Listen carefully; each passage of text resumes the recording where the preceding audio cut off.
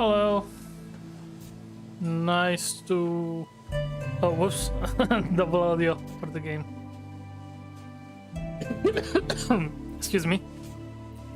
I am still a little bit sick, but I think I'm going to be able to pull through and play more of the game. Well, let me see. Okay. Like I said, I'm not feeling great. I am a bit sick still, but I'm gonna be continuing forward with the game. I'm gonna be having fun. Probably not gonna be doing voices because my throat will kill me if I try. I might do some, but not consistently. Anyway, yeah, that's about all that I need to say to that. Oh, wait, I don't need to press here or anything. I can just go here and continue. Okay. I'm having a fever, so I might not be concentrating the best. And yes, I'm still going to work while in this state. So I doubt I will be recovering well soon or anything.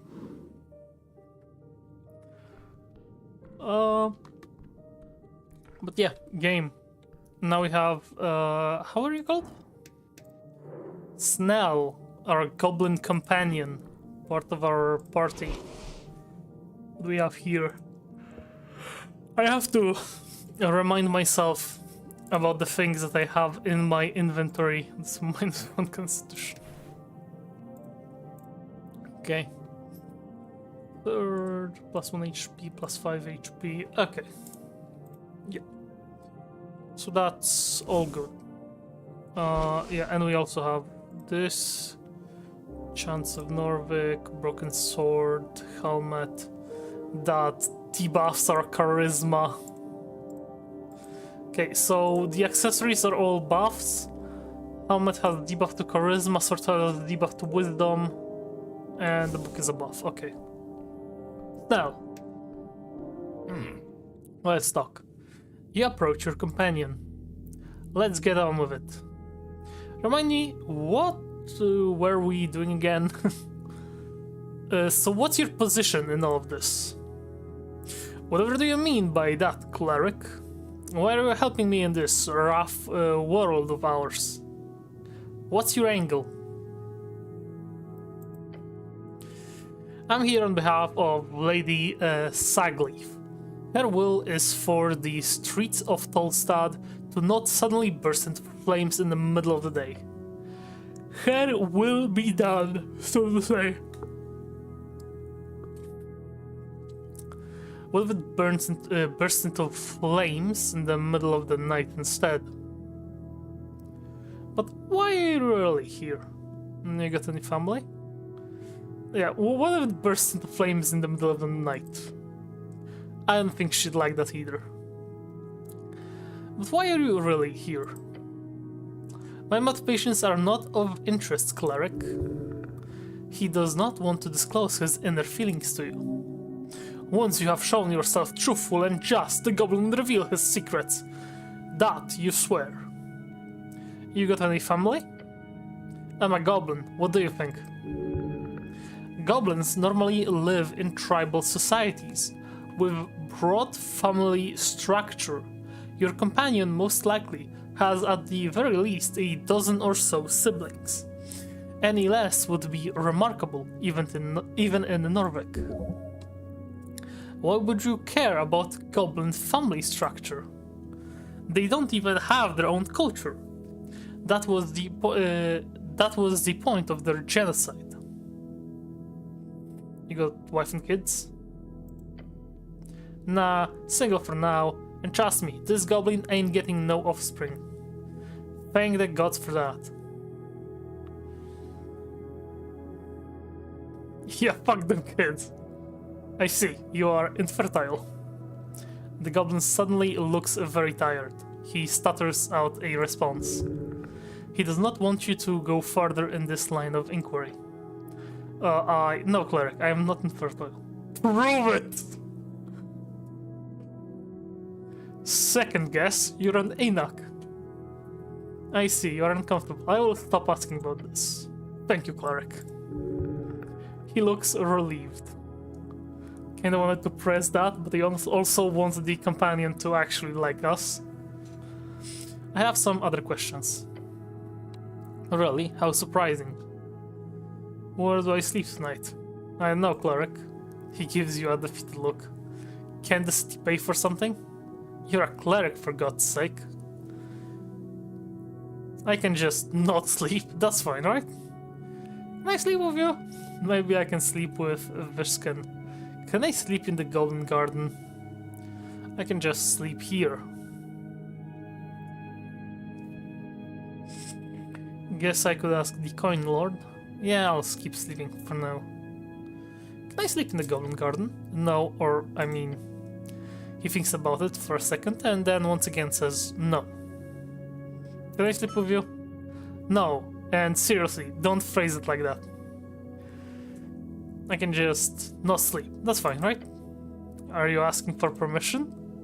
He sighs. You get exhausted if you don't sleep, cleric. Excuse me. If you do not take a long rest, 8 hours, before dawn, you get 6 levels of exhaustion. If you get 10 levels of exhaustion, you die. Actually, I really should find a place to sleep. Smartest thing you've said all day. I guess I could ask the Coin Lord. Ah yes, Darrow's your boss on this job, isn't he? Guess you got another thing to talk to him about. Fun. Okay, let's go.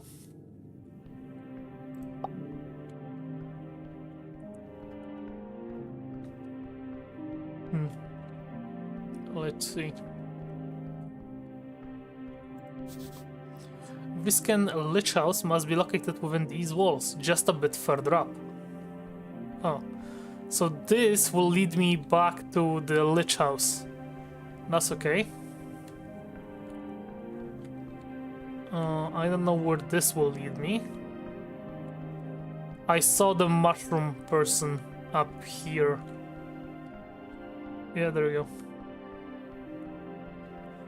I want to see what you have. Let's see here first. Garden, okay. Truffle. Speak with animals scroll. And mushrooms. At the top of the garden lookout, you see a strange creature hunched over. Underneath a large red hat, her drooping gaze slowly glides towards you. Not a hat, she's got an actual mushroom growing out of her skull. The elf drops a final piece of mushroom into the bowl on the table and gives you a creepy grin. Nice corner you got here. Slowly and in an appropriately dramatic fashion, she widens her eyes to reveal piercing red pupils. And her grin widens even more, somehow. Her expression leaves your legs weak, and not in a good way. Ears, white hair, ashen hue, and those eyes. Snell seems to stay behind a bit. The goblin is staring into the wall. He looks queasy. An elf. Aren't they rare? In your days, you've only seen a handful of those gangly freaks. Elves don't hang around in Norvik a lot. They usually stay away from lesser folk. But look at her. This is no elf of Ilum. This is one of those dark elves. Hello, elf. You hear a guttural chuckle leave her lips. A man delves into the garden. His sight sets. His eyes. Fuck. A man delves into the garden. His sight set, set on the mysterious below. Are you that man? The mysterious can't stay so. Well, yes, how did you know that? Goblins are not the only ones who whisper underneath. I'm sure there's ghouls and goons as well. She tilts her head and comically large mushroom hat. I'm talking about plants and such. The elf stammers, can't even speak good. The elf does not as much stammer as she tastes some words more than others. She turns around, her red eyes glimmering beyond a mist of spores. Ness Vikala of the Green. Call me Nessan. I am underling to Hierophant Ophidiana. Of course, a druid. Druid, primal spellcaster, often balance-keeping actors across and below the coast, known to communicate with flora and fauna. As you look into her eyes, you can see it. She communes with nature itself on the regular. You're a druid, prove it. She just gives you a goofy smile. I don't see how I could prove as such more than I currently do. She points to her head. Mushroom. I've spent my days handling primal forces, that which grow and decay. Do you know much of it? Yeah, they went over the basics at the towers. It's about nature spirits, like warlockism. Spirits do inhibit all living things. Although compared to making a deal with some fiend, I can promise you there are much more austerity. What?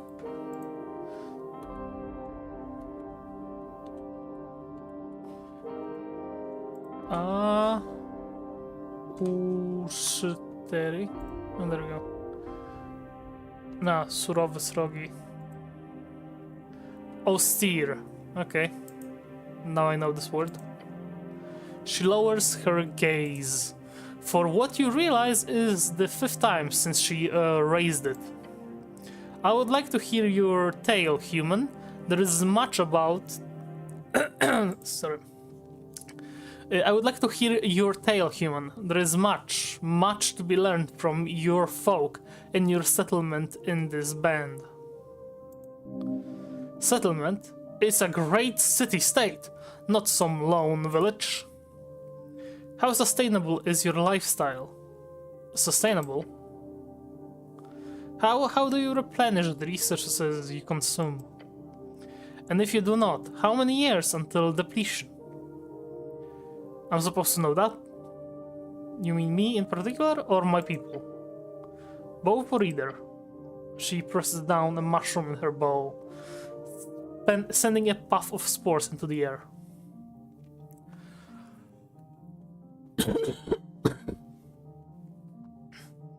I'm supposed to know that.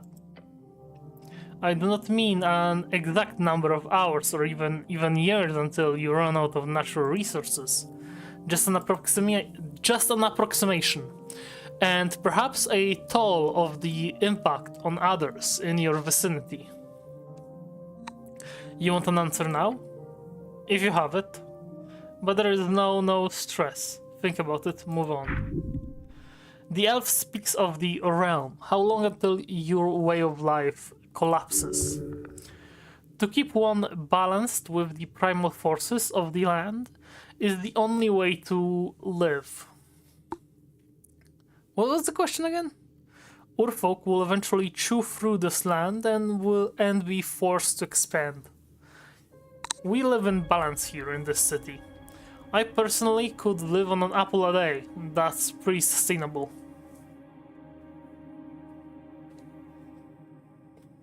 What was the question again? She tilts her head, a smirk spreading on her lips. How sustainable is your way of life? I personally could live on an apple a day. That's pretty sustainable. Oh, that's not good at all. Human. Your kind requires much more sustenance. A true statement. Please consume food. Not this guy, both with your thumbs in the air.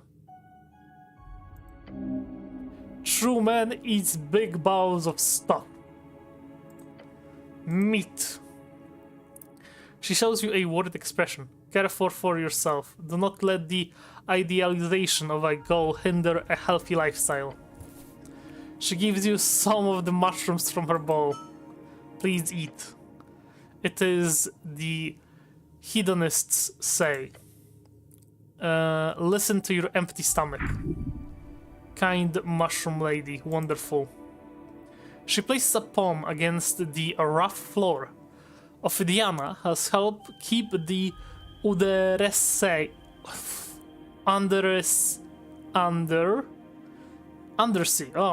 Ophidiana has helped keep the undersea from being overtaken by unbalancing powers. Demigods, fiends, celestials, your human arcanists. Each creates a power that not only overtakes the primal, they do so with ease. That great war your kind waged upon one another delayed it, but I do certainly believe it is inevitable. She speaks of the unsustainable nature of magic. She blames humans for this. The Urfolk are peaceful and kind, unlike those godless arcanists.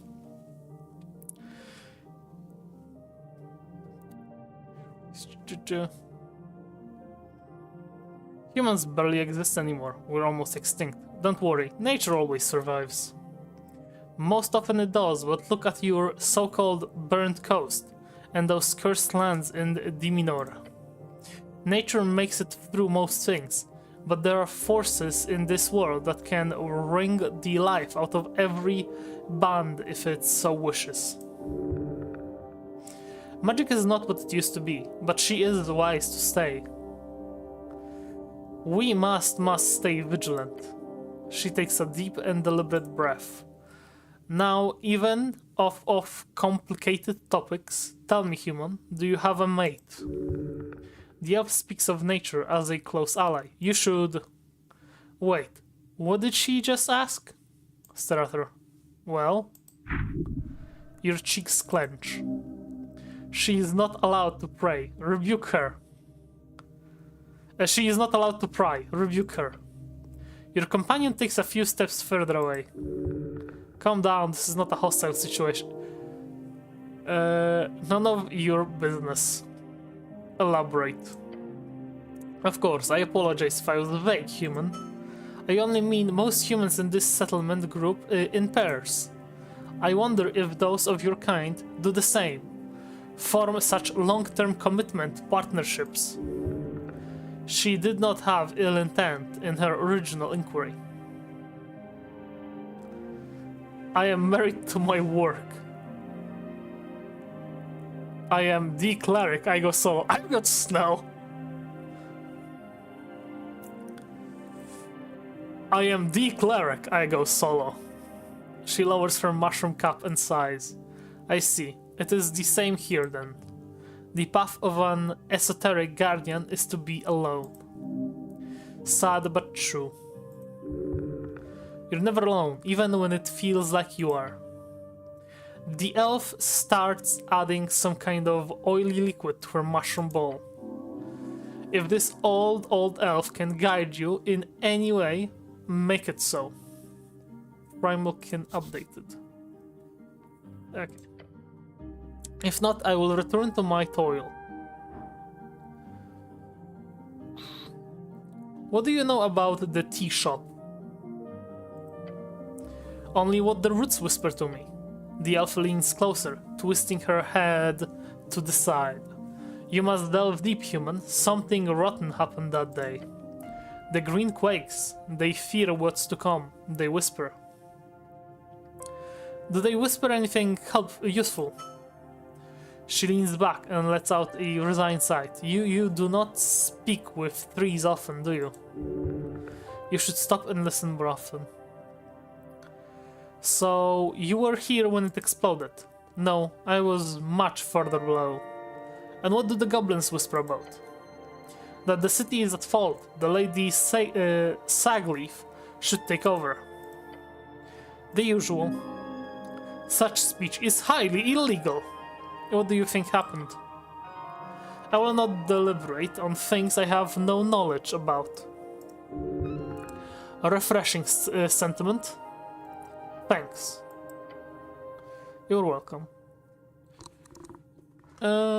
What are you voting in the election? I am not a citizen of Norvik. Okay, cool. Cool. You don't look like an elf. What do elves look like? Pointy-eared bastards. Not like you. I suppose there are many kind of elves. She nods. We do not call ourselves that, but to your people, yes, I am an elf. Pimea. She closes her eyes. Pimea yo oli tayanaya tahtia? We are the elves of stars. Any questions?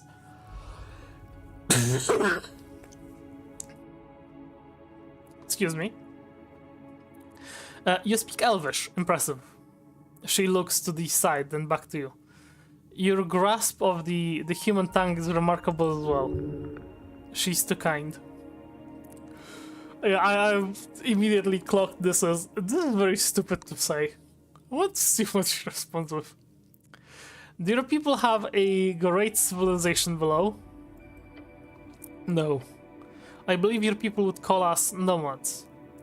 So you're from the Undercoast. How do I get there? Holes and tunnels. There are more than enough, even within viewing distance. Though I recommend gaining Lady Sagleaf's approval first. I've got some other questions. Hey Snell, why are you acting weird? Shut up. He turns away from you and the Mushroom Lady. Do not worry. The lady's runner here is not a fan of fungi. I'm just keeping a safe distance, alright? He takes a few more steps away. Your companion must have had a bad experience with mushrooms at some point. You should inquire about that later. Okay, show your primal attunement.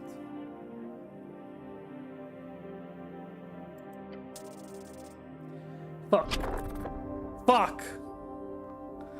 How could you do such a thing? To prove attunement requires years of training. I can't believe we got like a, I don't know, like 18 or something on an intelligence check with the Lich. I mean the Demi-Lich. But we could not get a 15 on the Wisdom. And if we didn't have a sword, we would get it. You've perhaps done a few exercises in your spare time, and you've read about druidic magic, but perhaps you could try it again. But perhaps you can try it anyway. I have to try. Kneel and focus. You focus your mind on the nature around, the life, the decay, the funny-looking mushrooms, but you cannot sense it. Nothing. Why isn't this working? It takes time, practice, patience. Maybe if I start clenching. You move from mind to muscle. No, you're breaking up the wrong... No, you're barking up the wrong tree. You keep clenching. Pressure, pain, fuck. Perhaps this was a foolish choice. Ouch. But pain can be a good teacher. Perhaps you've learned something here.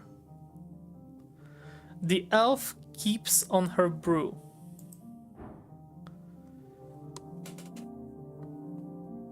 The elf keeps working on her brew. Spend 1 shard to unlock.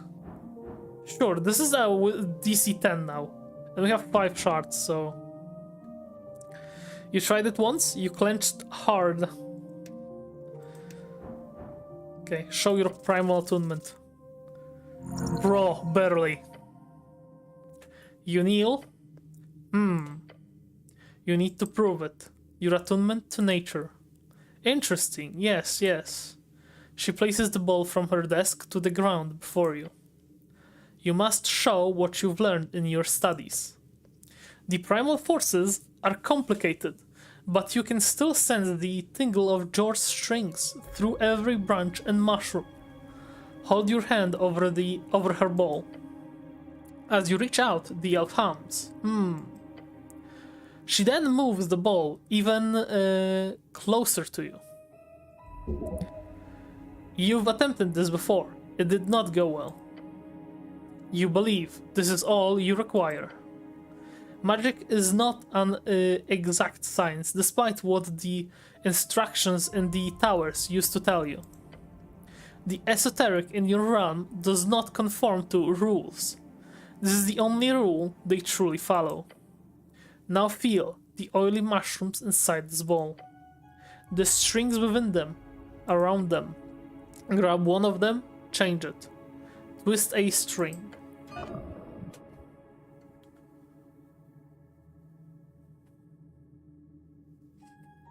Hey, we're doing magic.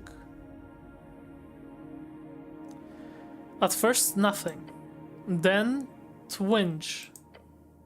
Whatever you touched, it is connected with the spores, the growth, the decay. You did little, but you did something. The elf nods. What'd they do? You ruined my brew. It's fine, listen. Oh, whoops. She laughs. You caused the fungi in the bowl to change acidity. It's subtle, but it's there. You perform an act of druidcraft, human. Use druidcraft to unlock unique interactions with the natural world. The goblin looks on, giving an uncharacteristically stunned expression. Of course, I'm a natural. You are, aren't you? Nessun grabs the bowl and pours the mushy mushrooms onto the ground. The contents wriggle before you. I made the mushroom come to life? She looks up, reassuring you. No, they are supposed to move like that. You did not perform that big of an esoteric feat. Not yet, at least. She chuckles and puts the ball back on her desk. Perhaps you can be one human I share knowledge with, if that is what you wish. I love plants. Give her a thumbs up. Very well. What do you want to know, human? I want to learn how to speak with animals. That shouldn't be too hard. Here, a spell scroll to get you started. Thank you very much, and now we have speak with animals and I am happy. Cast it when you have an animal to speak with, and you should be able to hold a conversation as long as you can keep up. What is a druidcraft really? I would call it a most useful path of communication with nature. It can be used for many a thing, but for you I would suggest focusing on the basics. Use it to move peacefully through the roots, and to show your balanced nature to those primal spirits who roam below. Can druids create magical food, perhaps? Certainly. There is a spell that would be very useful for you, since you're on the run all the time. Good apple. It creates 5 apples. The actual spell in the D&D is called Good Berry. It's a useful spell. I like that they made it a good apple. Each can feed a grown man for a full day. Although considering your diet, you could probably down a couple. Oh, I love apples. Can I have that spell, please? I don't have that spell scroll, sorry. But I do seem to remember I handed one to Moon Gore. She might keep Keep one in the roots of poo. Moongirl. Oh, I've met her. Bugbear, right? Yes, yes, indeed. How wonderful. She really needs more socializing down there. Such a lovely woman. Quite the bite on her. The elf is quite the provoker. Horrible. How can I get the good apple spell scroll? Just tell her I send you. Moongor and I are friends, you see. Are these apples real or fake? They are real. I've customized the spell myself in the process of helping Sagleaf's apple strains down here. Magically created, yes, but real. Good, good. Can nature protect me? Of course, with bark skin. I do have a spell scroll of it, but it's down in the roots, below the garden. If you pass by, take it. Now keep a cache hidden underneath Lord Pooh. Pooh? Ah, cute nickname. She giggles. We have a password. Just say Minun Sekshikash Puni and he'll open right up.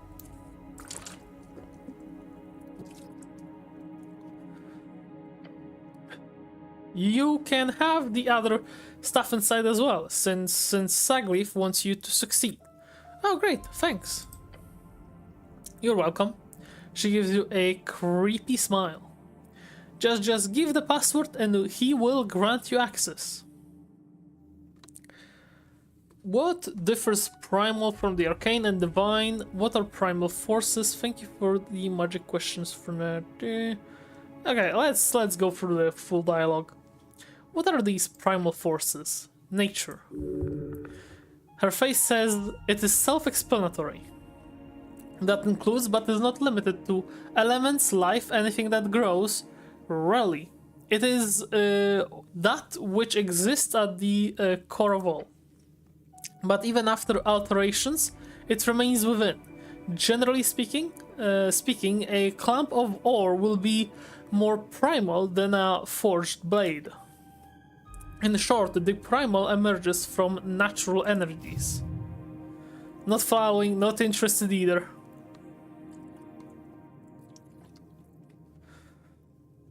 The difference between arcane, divine, and primal. Well, arcane is rules and regulations of magic, the learned magic. Divine is the magic from the gods, and primal is the nature forces. So I don't think I need to have this explained. Thank you. That's all the magic questions for now. You're very welcome, human. That's it, bye. Okay. Druidcraft. Hey, look at that. A tiny primal spirit. Shrimmy, okay.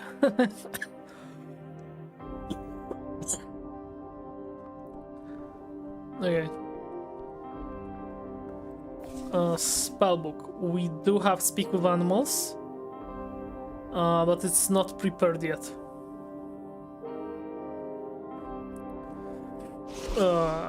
Let's see. We got the mushrooms from her. And from quests, we've got... not this. This one, the Primal Kin. Phoenix Fleek, so after you River Adventure, your old spellbook is ruined. Class Conflict. Esoteric Ebb. Agenda. Okay. So it's connected somehow.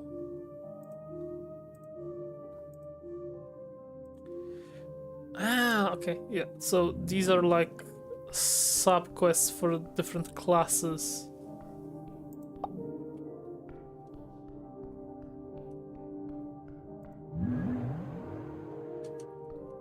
You kind of want to have the Druidcraft active just to see. Oh, there are some stairs here.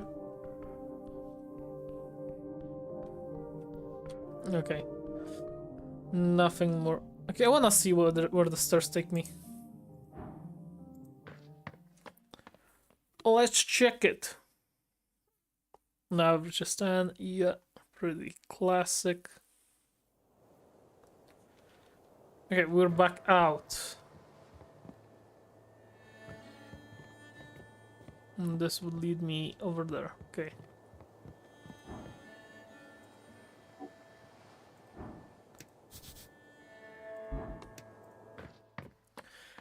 Okay, I think I want to go back to the dungeon. Okay. Let's go. Let's move it.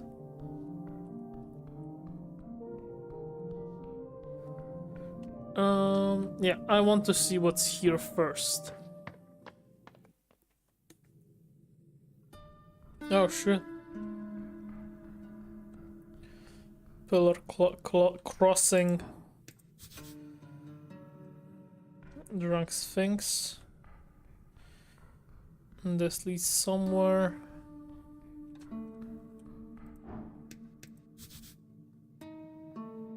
That's the big pillar.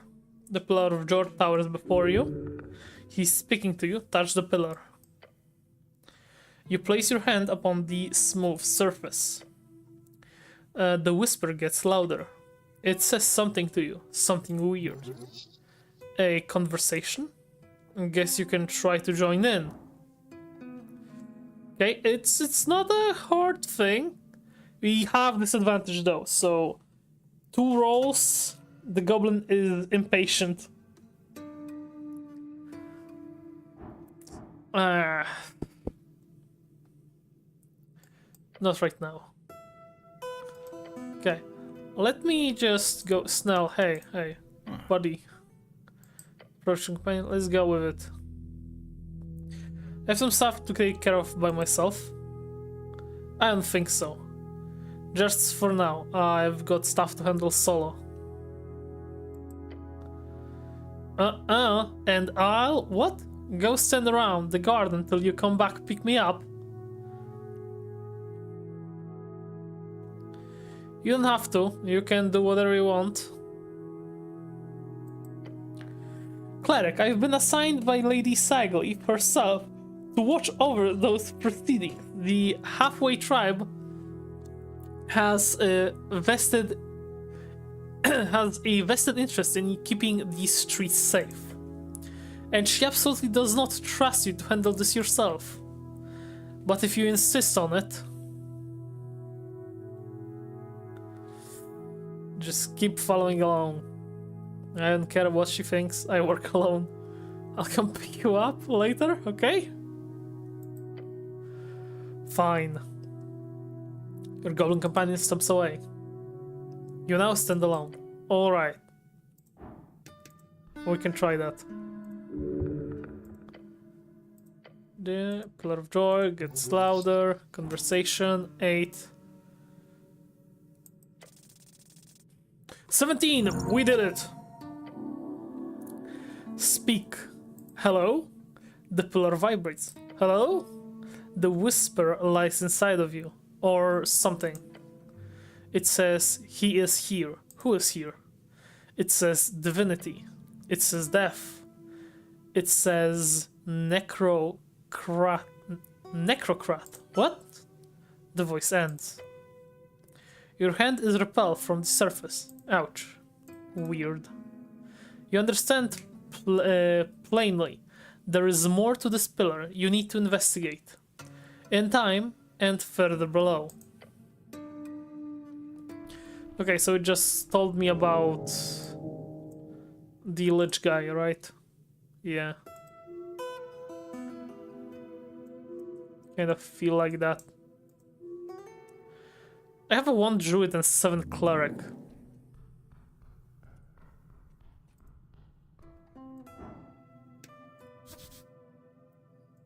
Goblin Garden.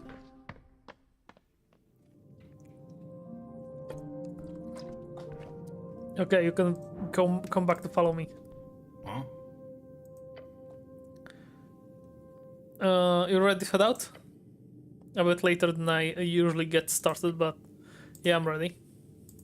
Snell joins. Okay. I want to go explore the dungeon a bit more.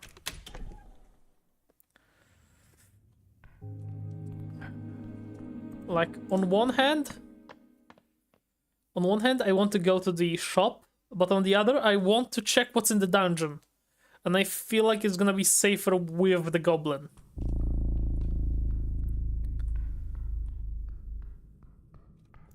Like, for example, this trap Snell could have, helped me get out of.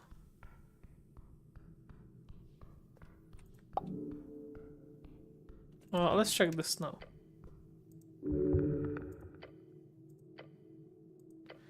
Yeah, that's the same thing that happened the last time. The goblin isn't patient. I'm gonna try it anyway, yeah. Sure. 2! Fuck!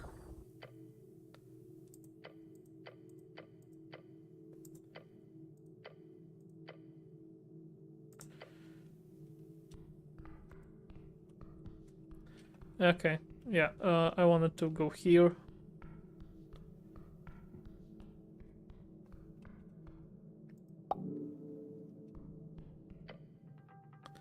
Everything suddenly goes very, very tight. You've been swallowed.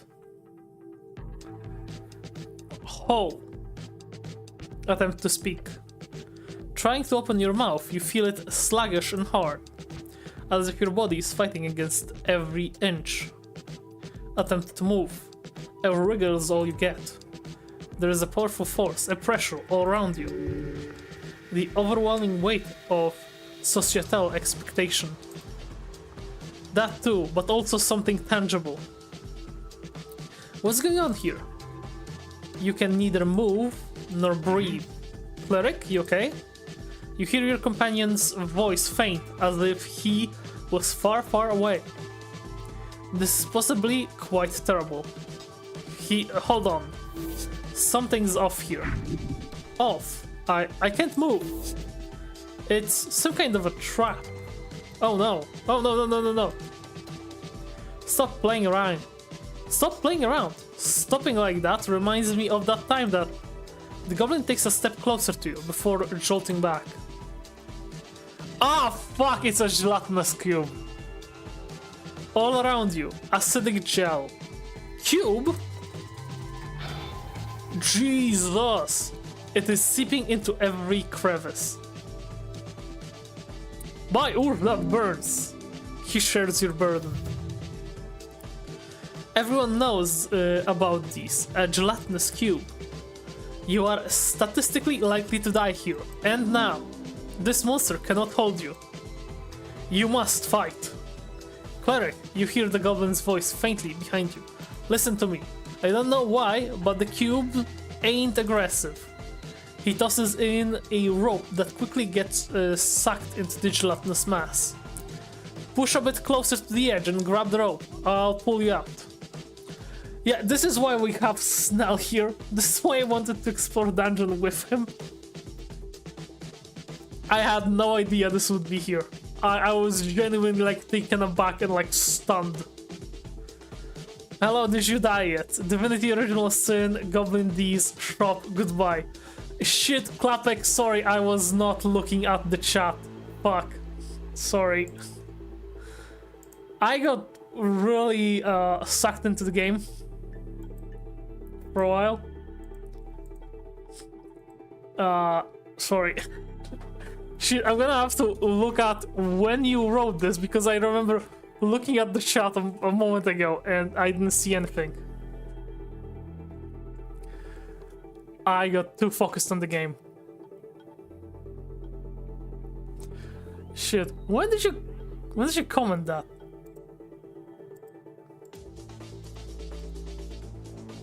I'm like shit. Okay. Well, that's my fuck up.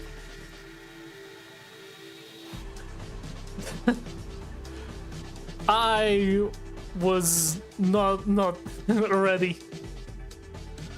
The rope doesn't get nearly close enough for you to easily take it, but if you can get to it, you might live. Listen to his voice. The goblin knows this horror. He does not want you to be dissolved.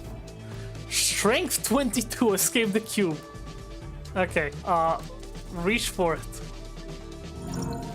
22, okay, that was with advantage. You push and fight against the endless pressure of this translucent force of acid and pain. And then, I grab the rope. You cling to it. Let's go, the goblin yells and pulls with all his might. Your muscles urge to stop, but the lack of pain on each limb as it escapes the cube's surface causes you to continue. And finally, you pant and wheeze and cough up pieces of still sizzling cube ooze onto the dungeon floor. The pain fades. Part of that is your brain not processing the incredibly horrific burns you've suffered. You best heal soon. Next to you, the goblin laughs. Holy shit! I thought you were a goner. Not yet, pant. Good spirit. You turn around and look at it. The massive gelatinous cube just stays entirely still. It does not move nor react to your presence. It's a weird one. I've seen a few cubes, but never one that just sits there, randomly ominous, honestly. Really ominous, honestly. It's clear that this cube is, at the very least, not actively hostile. Oh, I gotta think about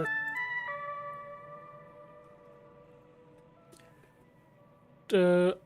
Give me a short second. No, actually.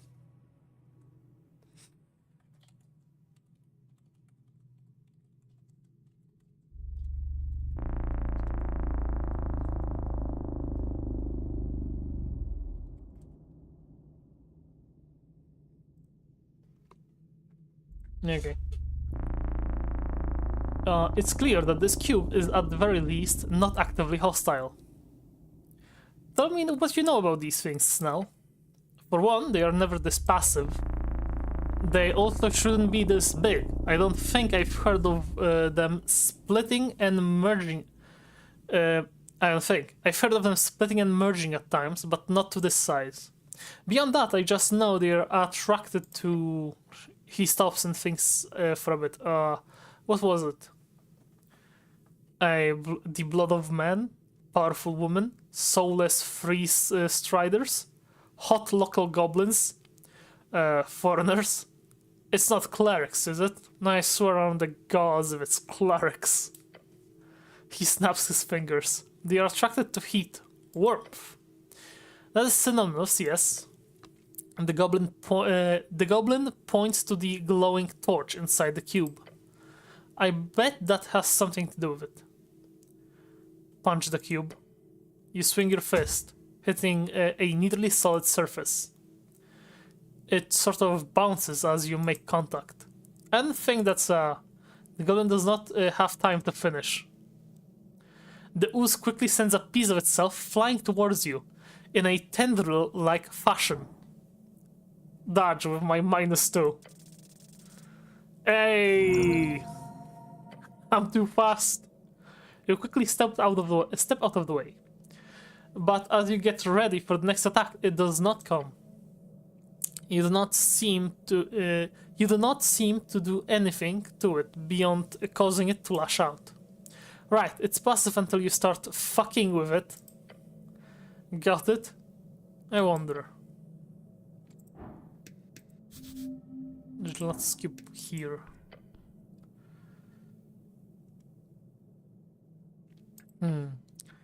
I'm going to cure wounds myself. And also going to eat, I think, this. How much health do I have, actually? 11 out of 19. Yeah, so I'm gonna eat this one.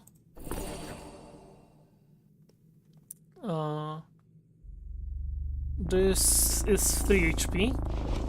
So I'm going to consume one of the mushrooms. Trifle. Can't reach it. Could you get that torch, Snow? Doesn't it feel like the torch has something to do with this weird gelatinous cube? It's hard to say. Warmth is drawn to it. Could I actually reach the torch? The cube will let you walk into it. However, how far will you be able to get? If you manage to move far enough while inside, then you could reach it. Could you get that torch now? What's up with that? It's a magic item. A torch built to burn forever. Could you get that torch now? No. Could you? Possibly. Let me rephrase. Could you do it without having your skin be dissolved by the gelatinous cube? Skin is overrated. I suppose you've got your armor instead. Have I seen your skin? No. The goblin lets out a deep sigh and looks across the surface of the jelly monster. The cube's weird. They are usually way more aggressive.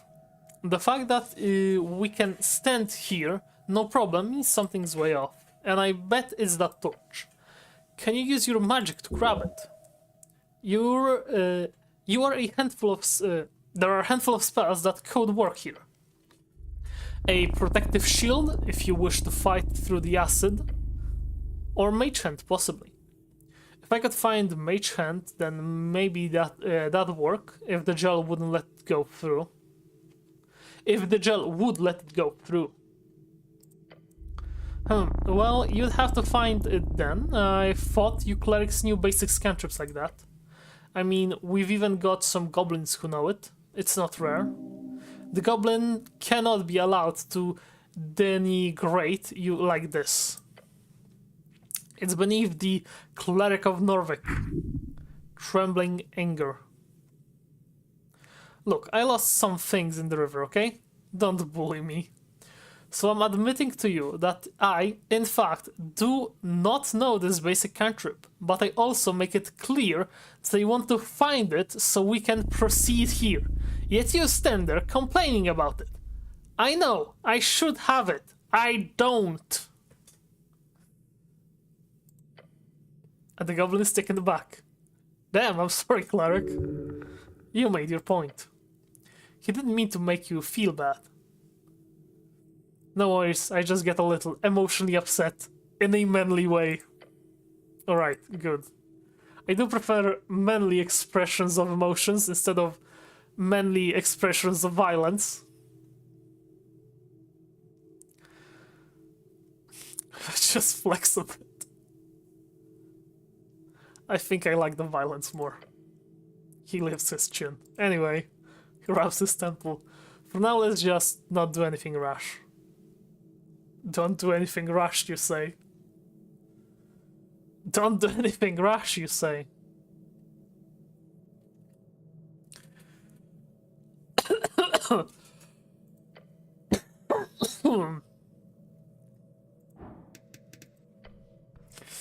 Okay. Since I saved and I know I can just load back, I don't feel bad for doing this. Push through the gel to reach the torch. You grit your teeth. You rush head on into the wall of gel. It is letting you through with zero resistance. Anyone would be forgiven for just walking into this without noticing. Go, quickly. Rush through the gel. You push yourself forward. And just seconds after being completely consumed, you feel the gel starts to tighten. Just a bit further. Almost. Come on. You're almost at the torch. You see it before you. The translucent gel holding you back. Your hand just inches away from the torch. The skin melting. The pain is too great. Your body falters. Constitution. Get through the pain.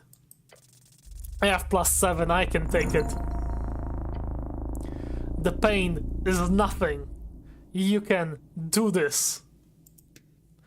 I am cure wounding myself. Keep moving. One step Grab the torch. With the torch in your hand, you feel the esoteric tingle. Turn off the torch. The click reverberates through the cube. Then it shudders. What's happening? Look around. You see the gelatinous cube shake more violently for every passing second. It is searching for heat. Within the cube, you see what could only be described as cracks. It appears to be falling asunder. Flopping and jerking, the many pieces of the cube are flung across the chamber. Dividing, dividing, dividing. Smaller pieces smash against the walls of the chamber, causing a terrible tremor, until ultimately, each and every piece has escaped into the ventilation slits. You are covered in it. It burns. Cleans yourself off. The goblin carefully steps up to you, looking around. Didn't expect that. Seriously, great job. I also did not expect for this to work. I thought this would be funny, haha, I killed myself by diving into the slime. Well, look here. We are alive and there's a lot of loot here that I probably should not have access to. That really hurt. I don't doubt it. What actually happened here? Half a dozen cubes stacked together. This type of ooze usually never unite, and if so, they only do so in small quantities. This must have been some type of strange magic or an esoteric event. The cube sure dropped a lot of stuff around the place. Let's see if there's anything interesting. You hear excitement in his voice. He clears his throat. Related to the tea shop, that is. Okay. Cool. Loot. Let's see what we've got here. There's something in this pot. Docile stress cube. 31 crowns. Okay, I thought there would be something here. Not really. Wisdom tooth. There is the rune fakla, a common magic item used by dwarves during during mining and archaeological operations. It's stuck in self-roaming mode. Since you don't know the passphrase, but hey, it lights the way. +1 wisdom gives you 10 foot of light. This is an accessory, so instead of the wisdom. Okay. Alright.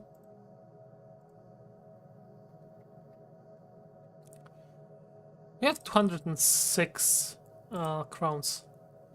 That's good. Cool, I have the floating torch with me. Damn, adventurers sure have it tough. A skeleton lies crumpled against the wall. Human, male. Dead for months, maybe longer. His armor has been stripped away. Only scraps of leather and cloth remain.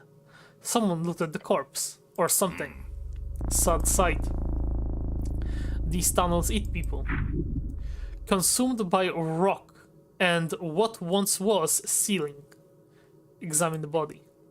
You kneel down to inspect the skeleton. No obvious wounds. He didn't die from violence. Starvation maybe, or thirst. Lost in the dark. Leave the body. Rifle. You have a piece of paper. Let's check it.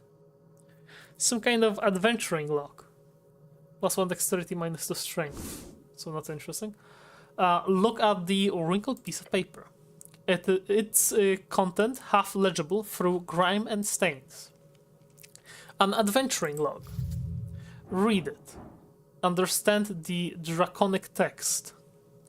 I'm gonna start with reading it. You squint at the faded text. Most of it is mundane. Supply lists, coordinates, complaints. But at the bottom something's different. A passage written in another hand.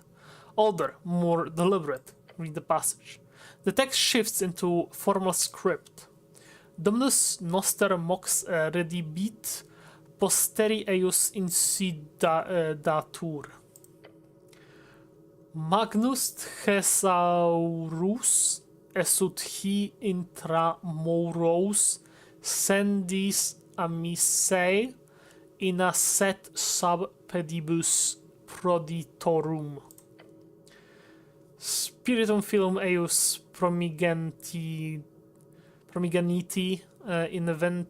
inveni et sum eo locutus sum.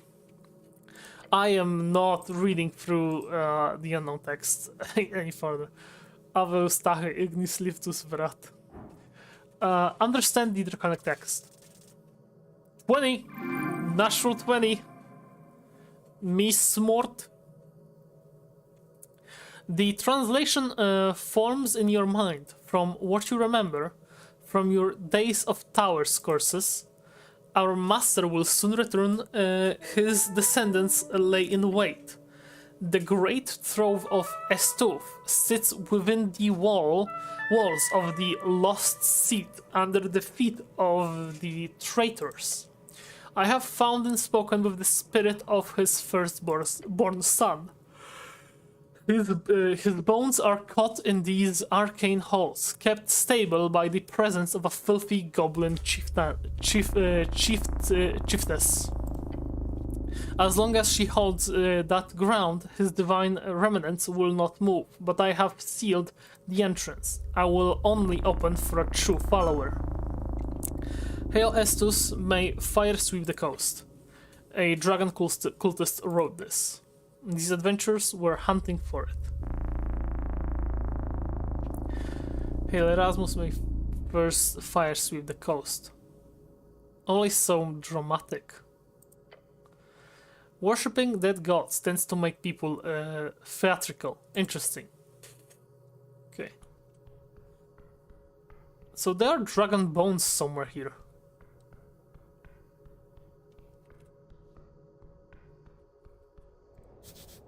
So much food. Apples.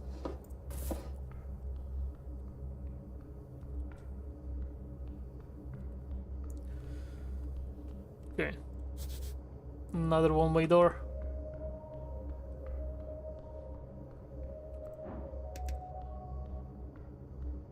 Let's see what's here. Potion of healing. That could be useful. 2d4 plus 2. Okay, that's very strong.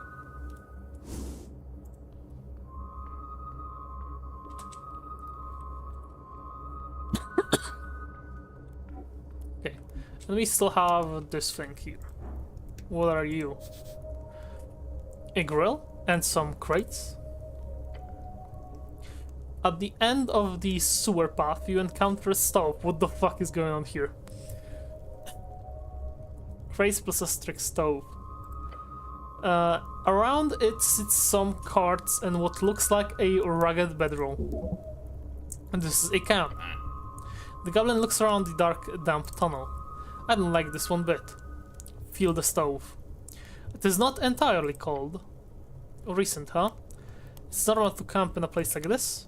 No, cleric. Norvik sewers are notoriously dangerous. No sane person would rest here or survive. Look around. Some rats scurrying around in the corners, nothing else. What are those crates? Leaning in, you see symbols hatched into the corners of the wood. A halfway bridge trap. Huh, the goblin inspects them as well. We've had shipments going missing on Waterline in periods. Now I know where they end up. He taps the crates. Spices. He taps another. Potatoes. Yes, it's food crates. Food. Just food. Over time, it's been a lot. Yes, these crates hold food. Why food? Where would they get these crates from? Why food in the sewers? A foolish question. Obviously, the rats are eating it. Due to the esoteric nature of the city below, this sewer line must have transformed them into ruthlessly intelligent criminals. criminals hell-bent on taking over this crumbling city of yours. I've been trying to nail this thief for a while, figured it was some organized thing, and considering the size of this hole, it's got to be. And you never thought to check the sewers? Of course not.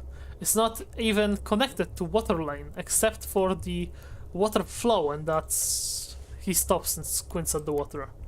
Those motherfuckers. You see what they are doing? I have a feeling you're going to tell me. They've been dumping crates into the water flow, then catching them down here. Probably with a net or something. The goblin glances around the tunnel. Diabolical. I'd be impressed if it wasn't my job to keep track of this shit. A hunter. Why food? You know, I've been asking myself that very question, and I could never quite figure it out, but look. The goblins... excuse me. The goblin shoves the loose lid of a crate, revealing an empty inside. Maybe there's a colony of sewer folk eating that stuff. Oh gosh, they've got a mega monster down here. Could they be shipping it to someplace else? Maybe there's a colony of sewer folk eating that stuff? It is a lot of calories. We've lost maybe 1 or 2 of these crates every other month. Not enough for a dozen people, but a handful, sure. Comes creeping. Shit. When did he show up behind us? Wait, no, I'm going back in the VOD. When did he... As we're talking, he's creeping closer in. Like, actually, wait. I'm speeding up the VOD for myself.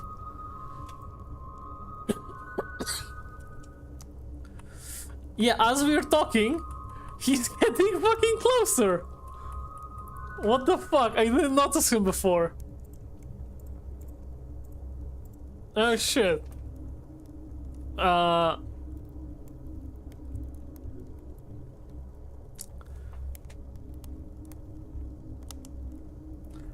So, do you propose we should keep guard and see if they come back? Possibly. We could also go get backup. I know. We're on the tea shop mission, but quest. Why? The tea shop quest. Alright, anyway. I want to end this conversation and throw around. And this... this is kind of a big deal for the halfways. Lady Sagleaf will be happy to finally get this torn cat down. We should go get back up. Yeah, probably for the best. I somehow have the feeling that whatever is eating all of this won't be happy about us finding the stash. Yeah, I don't think it's happy. Right behind. Wait, was the Constitution telling me constantly that it's fucking comes creeping? A hunter. Yeah. A hunter comes creeping right behind. Also, this whole thing's just creeping me out. You're telling me you are objectively... Look at the goblin and newborn burn in the nest. Looks at its mama. Maybe we should just leave. I'm not going to stop you. Who likes being in the sewers? I don't. Me neither. Anyway, you're very flesh. Your companion gasps for air as he glances back. I thought I could get the conversation to like be okay, let's leave, and we turn around right before he has, you know, the cleaver or fucking back. Gasp as he glances back. You watch as his entire being suddenly leaves his corporeal body.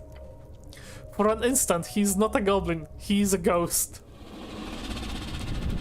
Kraid hungers. Okay, time to beat the shit out of you, I guess. What's wrong, Snow? You look pale. The goblin is already on the move. His sling loaded, spinning, aiming. To see Hunt come to Kraid. How good. Scramble to get ready. You watch the hulking mass of flesh and wet scales rising from the shadows of the sewers. It towers over you, its gasping maw widened into what could be considered as a mocking smirk. Roll initiative. 10, minus like 3 or something. 2. He has that one! Okay, we both get to beat the fuck out of him before he even does anything. Oh, you sneaked up to the wrong guy. Or bless your soul. Snell's sling creates an incredible sound echoing down the tunnel. He lets his stone fly in a powerful blast. The projectile hits the monster right on the neck, causing him to let out an angry growl. This is your dragon. You must stand tall as it consumes you. You are food. Stop, we've come to bargain. Kill it, Snell. Strength. Raise your fists and throw a punch. That's a 3. With a 9. With a desperation result, you take a decisive step forth, and you throw a punch at the beast. However, you're only able to strike at the thick hide. It absorbs the punch like nothing. Like nothing else. The grin upon its maw widens even further. Yes. The croc brings forth a giant meat cleaver. A horrific weapon to behold if wielded by a man. Held by this beast, it is doom. The hunt is on. It swings the hatchet, missing your stomach by an inch. Almost spilled. Hunt. No, stop, I give in. Bow your head.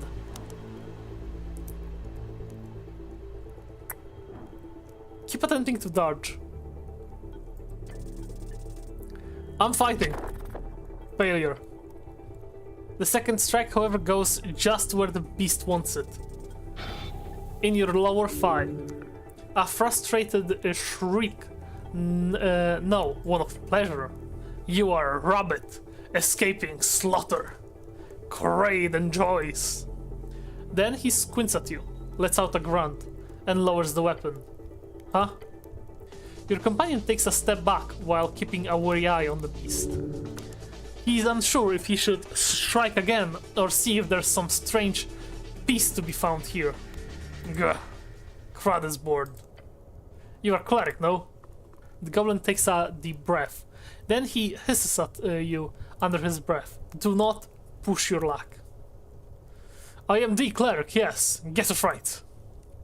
The croco beast tail whips around, sending dust up into your face. Do not be trouble. And Kraid will not be trouble. The beast lumbers over the encampment. You look on, taking heavy breaths. Snell leans on his knees. He appears to be shaking. Adrenaline running out. Weak knees, dizzy skull. Kraid sits down on a crate in front of the little stovetop. Hunt is done for daytime. Now is rest and cooking. You have an urge to fight this thing. To the death. Yet you know you are no match for it. Not now. Gulpin approaches his camp. Shit.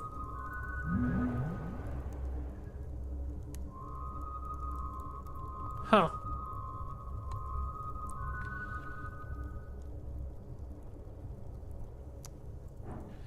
Okay, let's talk to it. The hulking beast looks at you with deep hunger. Your gut biome quivers. Kraid greets human. Have you seen a man in yellow going past here? What do you hunt down here? These rats really seem to like you. Snell, what should we do about the crate situation? So, you're a chef, huh? Have you seen a man in yellow going past here? Kraid has seen this, yes. Oh, you have? Yes. Kraid saw human in yellow go past. Kraid meant to eat such a fancy human, but this human was fast, and turned invisible before Kraid could approach. Huh. Kraid did hear fancy yellow humans speak to self while walking past. Human said, "Where is this damn secret passage again?" A secret passage? Where? So he went into the dungeon. Fancy human came from southern caves, going into the dungeon, yes. Secret passage? Where? Kraid does not know. Alright, thanks for the info. The monster smirks, or it makes no expression at all, because it always smirks. What do you hunt down here? Many things. Kraid, dive, and stalk. There is wild land below. Far, deep, dark. You find anything good down there? Yes. Kraid takes many trophies, from big chicken to little drake, and those of many teeth and eye. Most are not tasty, some very. He glances at your companion. You. The goblin does a comedically loud gulp. Little green man, you are not tasty and not even fun to hunt. But you look spicy. He holds up a hand and a stern face. I can assure you I am not. The croc lets out an amused growl. But not a wolf here, right? You stay out of the city? Yes. Kraid hunts in wilds. Urban sprawl is too easy. When Kraid has mission, the hunt begins. Mission? The croc smirks. Kraid say nothing. The goblin leans towards you and whispers, "Don't." Where else do you hunt? Kraid hunts where he pleases. This land is good for sport, a great beast roam, and many fresh challenge await. When Kraid is on hunt, he goes far.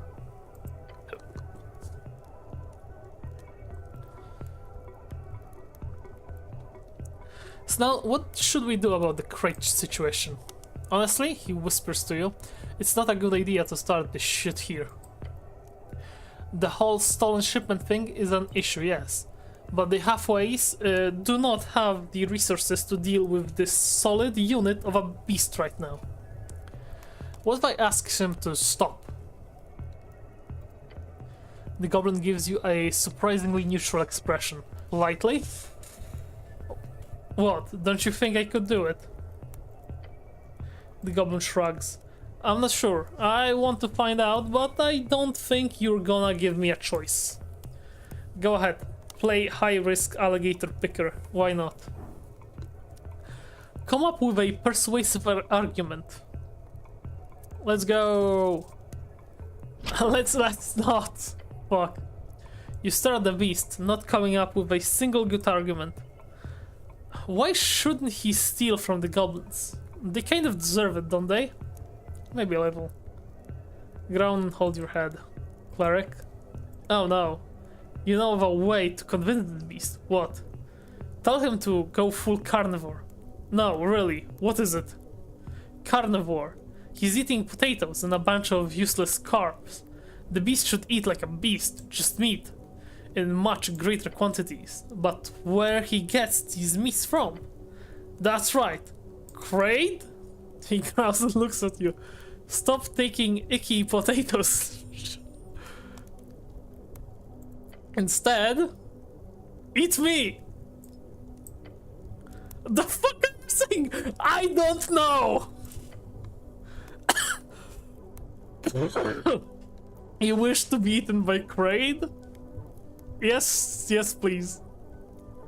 This reminds me of the amazing digital circus. The fucking scene with Jax and Kane, where Jax like has his hand in Kane's mouth and just goes, you know, it's always been a dream. Have I ever told you that it's always been a dream of mine to get eaten by you? And Kane like looks at him, there's a moment of silence and just goes, that's a weird thing to say and want. Yeah, welcome to the fucking war community. I guess. Yes, please? The crocodilius stares at you, unmoving for an awkward amount of time. You shake. The end is near. Come on, do it. Then he simply says no. Why not? Kraid is not loud. Cleric is off limits. Crate will help, not hurt. This is rule. A rule of current hunt, of mission. Viscan will not allow. Lish House Blues, updated. Oh, Viscan. Yes, you have friend in Pale Man. But Kraid will say no more. Interesting. Your guardian angel, huh? You are starting to see more and more how this Viscan holds power that you should not mess with. The rats seem to like you. Yes. Rat is little thing, which I remember from home. Big Rat, these were great friends.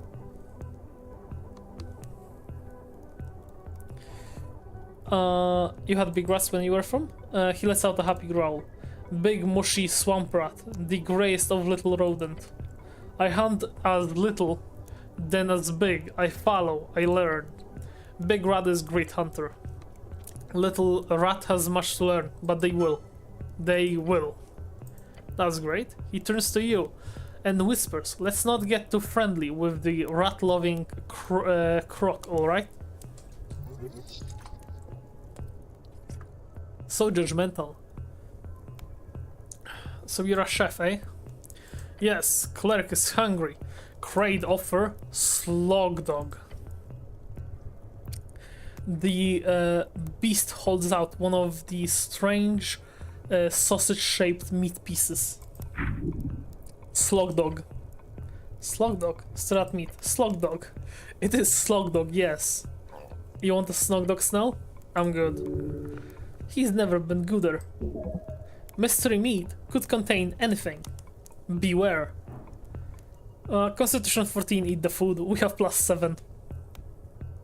What's in it? Meat. Yes, I could tell. The beast holds out in front of you. Inspect the meat first. You spend a few seconds looking it over.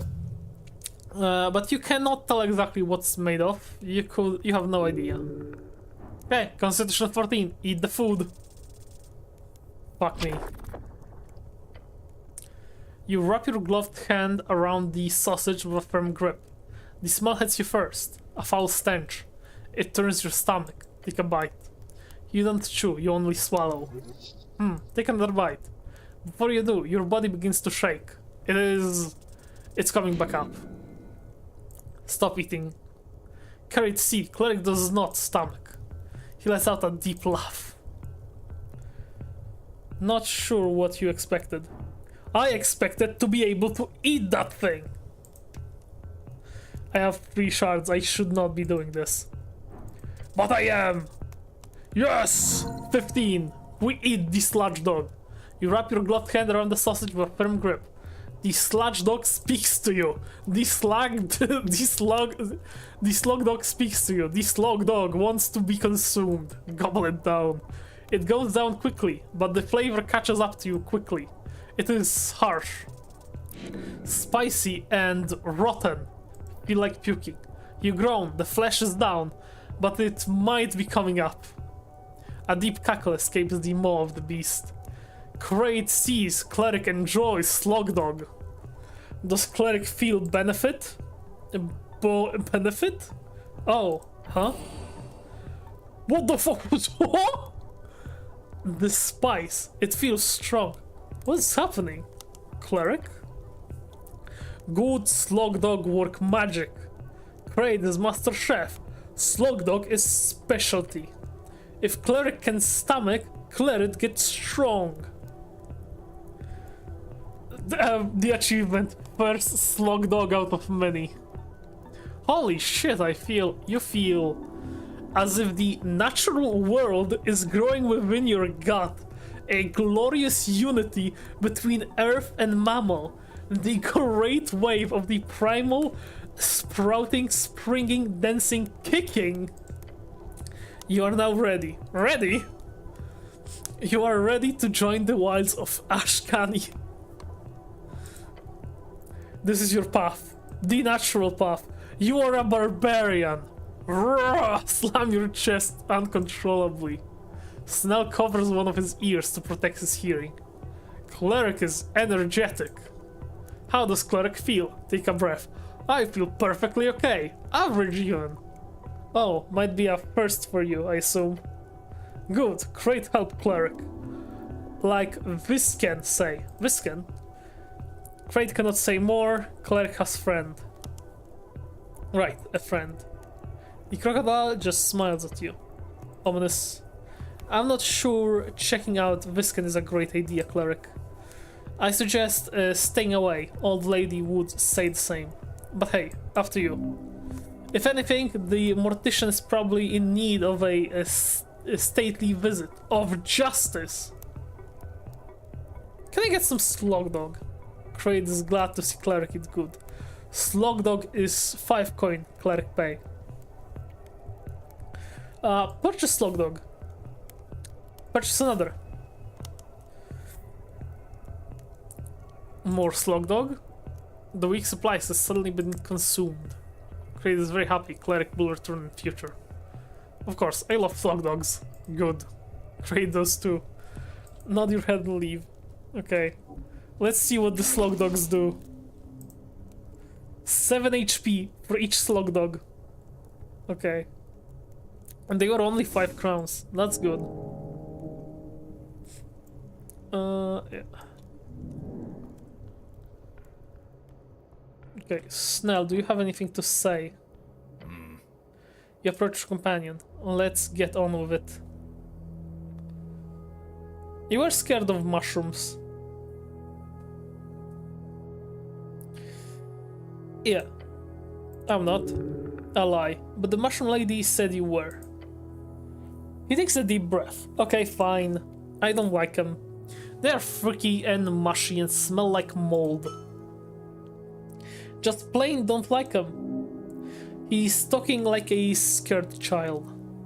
But I'm not taking questions on it, so... Anything else you want to ask, or can we go? Oh, let's go. I saw the magical thingy. Over here. That's an esoteric pocket. Avoid it. Okay, so we cannot interact with it at all. Shame. Let's see if there's anything else interesting around here.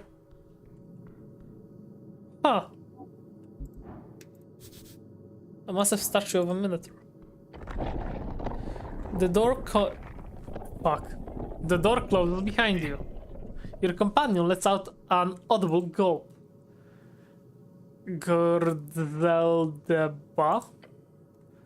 Okay, so there's some unknown language to me. Snell, why did you let me go into this obviously terrifying chamber? Face the light with a straight back. Snell, why did you let me come here? You're the cleric here. The words changed tone and intensity, mimicking your own way of speech. Two have stepped into the 5th chamber of trials. This will be your final and most mounting challenge yet, O champions of the host. If outside again you wish to see, answer me these questions 3, the answer of which I shall judge fairly upon thine soul. Who will take the first step? You will. You enter this mess, now you will handle it. Nudge Snell. What happens if I say the wrong answer? Can my goblin sidekick help out? Ask me your questions, Guardian, I am not afraid. You will be cast into eternal peril. Do I have to answer all 5 questions correctly? 3 questions. 3 questions! 3, okay, I got it. Do I have to answer all 3 questions correctly? Answer my questions 3, the answer of which I shall judge fairly upon thine soul. Wait, are you a sentient type of trial, Guardian, or are you more of the magic mouth type? Who will take the first step? The statue obviously has a magic mouth spell cast on it. It is programmed to react to certain types of inquiries, if in the speaker's original tongue. Do not think about it too much. Answering the questions in a straight manner will do just fine with this barbaric setup. Yeah, ask me your questions, Guardian. The light lands upon you. First question. What is your name? Not this again. Lean over to Snell. What should I say? Sorry, what? The question will not be repeated. What should I say? The goblin thinks about it for a second. Then he whispers back. I don't think Bovian folk are known for either trick questions or riddles, so the light blinds you for a moment and you feel the chamber shake. What is your quest to solve the mystery of the tea shop that blew up? Is this fucking Monty Python? What is your name? What is your quest? What is the city of fucking Sparrow or something? What is the capital of fucking France? Shit. I don't remember how that sketch went. Again, the eyes of the cow glare into fiery beam. What is your greatest fear? To be abandoned. For a third time, you feel that rubble along with the hot gaze of the Minotaur. It then turns to your companion. The chosen will be you. Snell, in response, gives up a shocked scoff. That's easy. You can sense the relief pass over him. The goblin stands up straight, facing the light. Go ahead, Guardian, ask your question. What is your name? My name is Snell. The eyes of the statue grow stronger once more. What is your quest? My quest is... be quiet and hope the goblin doesn't fuck this up. My quest is to serve Lady Sagleaf. Again, it rumbles, and you get to the crescendo of the final third question. Snell looks confident.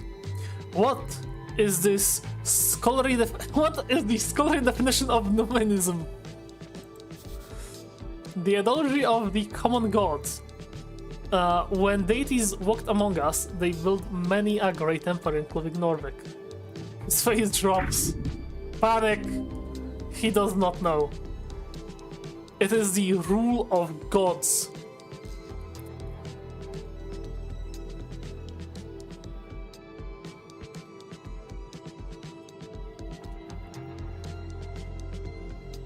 Attempt to show Snell what nomadism means.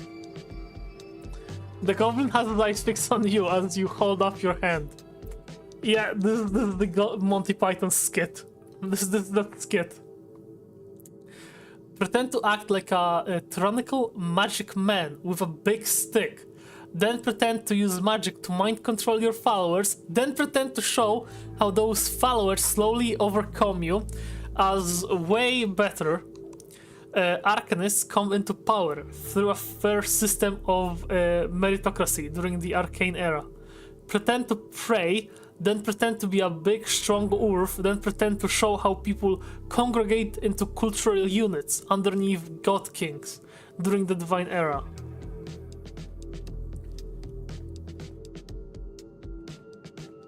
Okay, so I'm gonna go with 2.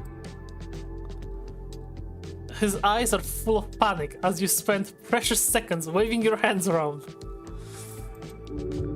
His panic overwhelms him. He's unable to even begin to focus on your attempts to communicate. Unfortunately, he opens his mouth to speak, still staring at you, dumbfounded. What the fuck are you doing? Oh. Beneath you, a sea of spikes. Oh, scramble to grab anything. No. Microsecond, that's what you've got. Excuse me. But somehow, you do manage to stretch out, sprawl out with your hands, landing on rough stone and your feet. Well, let's just say you're in a bit of a shitty position right now. Do not move.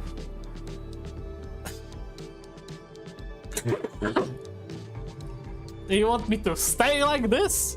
Just a bit longer. The goblin attempts to take a step down your lower back. You feel slip an inch. Your feet slip an inch. Whoa, hold tight.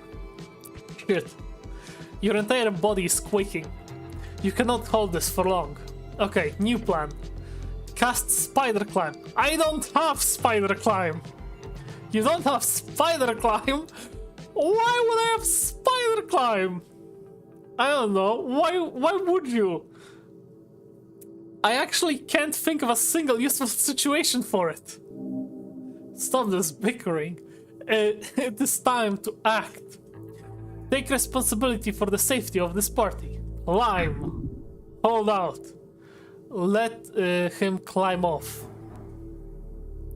Hold out while you let Snell climb off.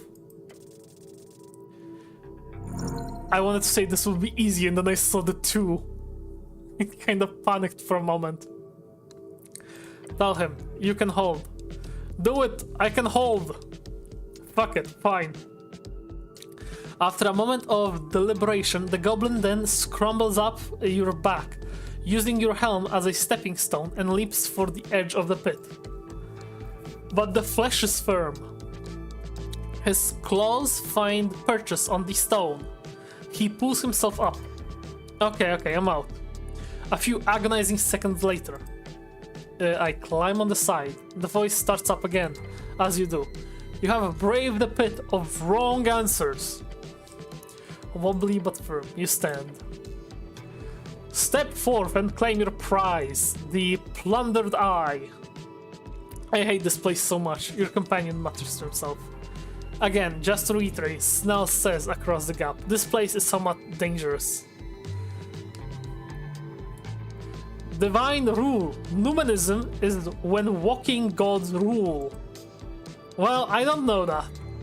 Why would I know that? It's basic history. The goblin gives you a frustrated but ultimately relieved sigh. The statue is now entirely silent, and you hear an esoteric boom coming from Jory between its legs. Well done. Well done. The Minotaur's riddles are properly conquered. They were not riddles. A strange exercise, but one you meet well. To think of all the people who have met their end in a place like this. It is quite depressing. Let's see what the treasure is. We have the incense ball. +1 int and wisdom, -1 charisma and constitution. And just nitty, +1 strength, -1 int.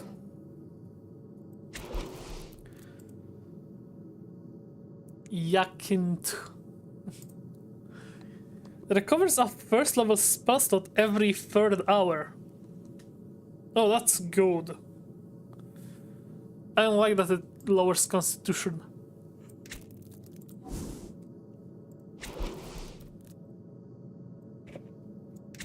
Yeah, it replaces this.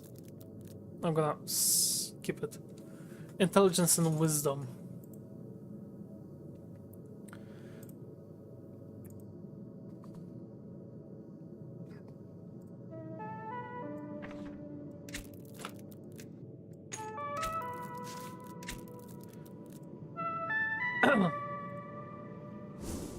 Okay, I'm gonna keep it. Okay, that's the skeleton. That's the rat. It's a red rat.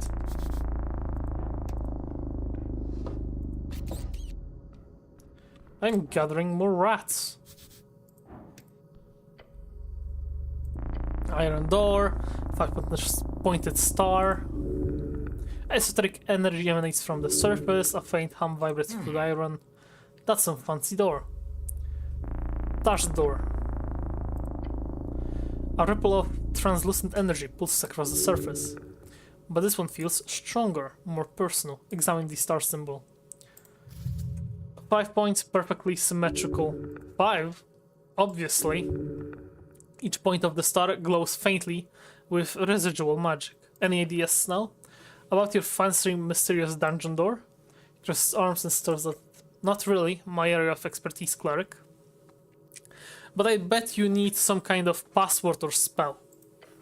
Or, you know, he mimics breaking something with his fists. Subtle, very subtle. But what he means is, here is violence. Alright, so smash it. Or perhaps think for a bit. Obviously, there should be a way to get inside. Both are 22. But we got +6 strength and -1 int. Try the door handle.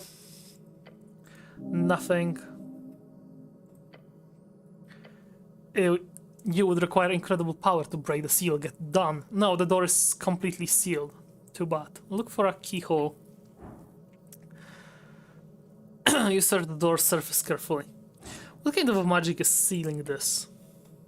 Can I dispel it? Obviously, if you had the spell for it, but the seal feels particularly robust, you'd need to be very skilled to break it through. Is there a password? No. Could I break it down? Breaking through metal and magic, that would require immense strength. And the seal might fight back. Magical words often do. Step back from the door. This wizard knew what he was doing, what they were doing. You think it was a wizard? Star symbol, the seal, it's all wizard work. Per point. Press ear against door. Nothing, complete silence, the door is too thick or there is nothing beyond. Maybe later. Okay. So, I've got an idea on what to do. And my idea is... let's grab the inventory. And look for every single item that boosts my strength.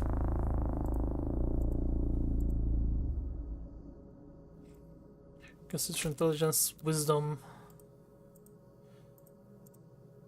We have that one ruby here. And that's the cursed mace.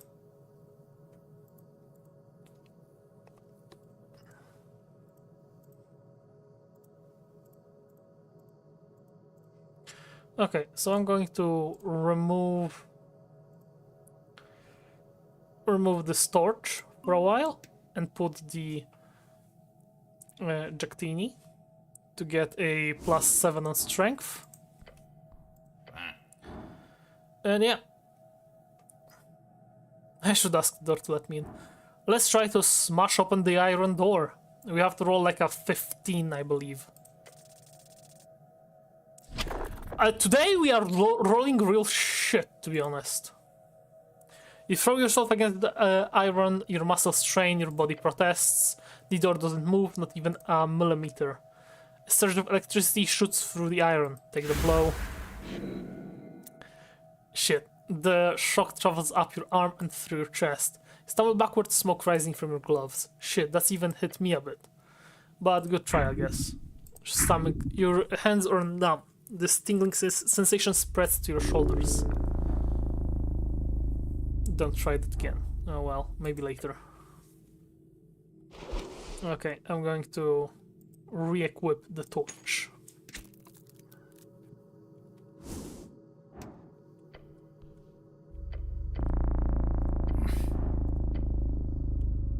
Okay.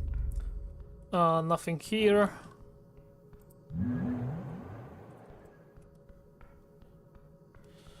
This is the cube.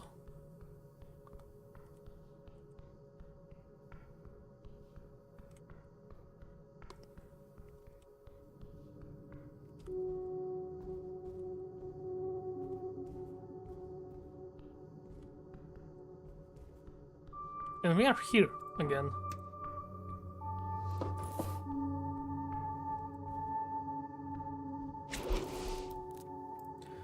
Gonna switch it back to the wisdom tooth.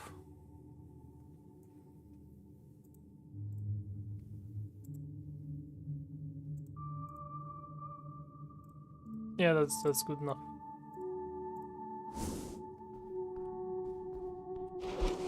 I'm gonna consume a few apples.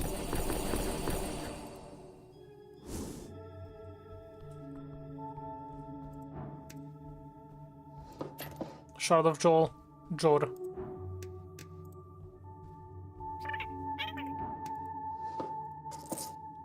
Oh, they have crowns.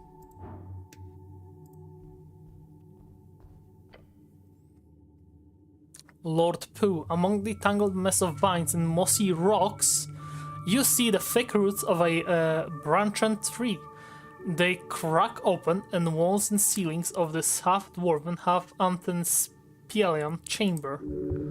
The natural retaking the artificial. It is beautiful. Touch the roots.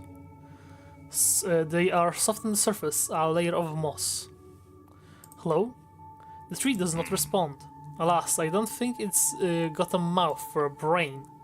I guess you could talk to it with some magic. Then again, I'm no expert. Look beyond the roots. They are thick and create a vast tight forest. However, there's something there. A space beyond the roots. So this is the bottom of the big tree. More or less. The roots go deeper, much deeper. And I'm speaking the passphrase I got from the Druid elf lady with a mushroom on her head. The roots slowly, but ever so slightly widen, revealing the goods within. The cache has been revealed. Lord Pooh appears to allow you to loot its cache now. It clearly could not stand your might. Nod your head and stop speaking to the tree. I'm gonna recast Druidcraft. Let's see what we have here. We have 20 crowns, Shard of Joel, Incense, and Barkskin Scroll. Okay, Barkskin is here. And what does it do?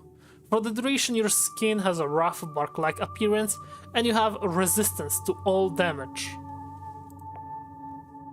Cool.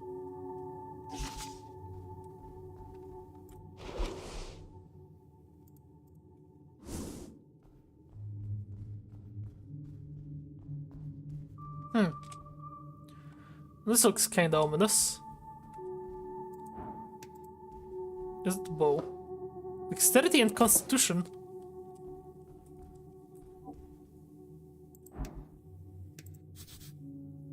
Horrifying visage. Thank you. Okay.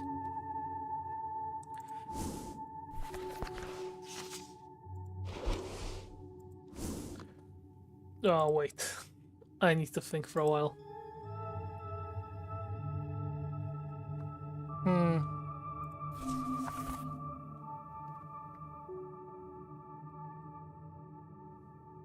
I kinda got lost for a moment in my own thoughts. Okay, a bow wielded by some great adventurer centuries ago. Unfortunately, that adventure ended at the gaze of a basilisk. The bow is 100% esoteric rock. Dexterity and Constitution. Strength plus, but wisdom down. I'm gonna put it here. And now we have... Excuse me. And we have a bow and the sword. So we have +7 Constitution. With -2 Dexterity only now. Ah, it's still unfortunate.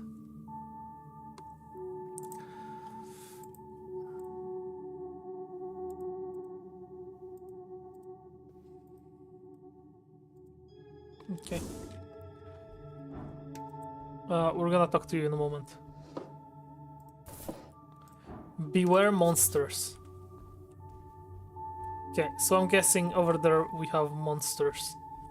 There's gonna be a basilisk there. And I'm gonna do something stupid.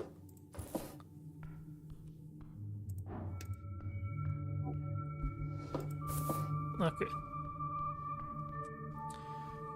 So, before we speak to our Moongore lady over there, because I have a feeling there's gonna be the yellow robed guy down here too. Well, you know what? I think before we gonna deal with things down here, I'm gonna actually go up to the tea shop. Wrong way. Because I feel like we are doing things backwards because we already have some evidence of the yellow cloaked man down here. And he went to the secret door, which is... I'm suspecting the one we found on our way. I'm also gonna very quickly prepare my spares. Did I say spares? Prepare my spells. Okay. Speak with animals. I'm gonna remove the Shield of Faith because I'm not casting it anyway. Prayer of Healing.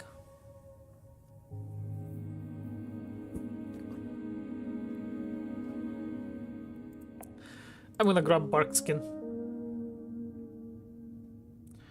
Yeah, Charm Person, Cure Wounds, Speak with Animals, and Bark Skin are enough, are good spells to hold. Yeah, we have Daylight in Druidcraft. That's good. Okay, finish. We're back up to 5 fragments of Jaw. I can cast Bark Skin.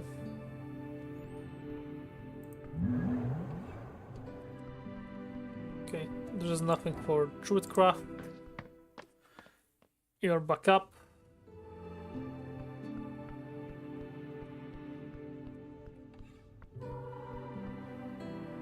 Actually, wait.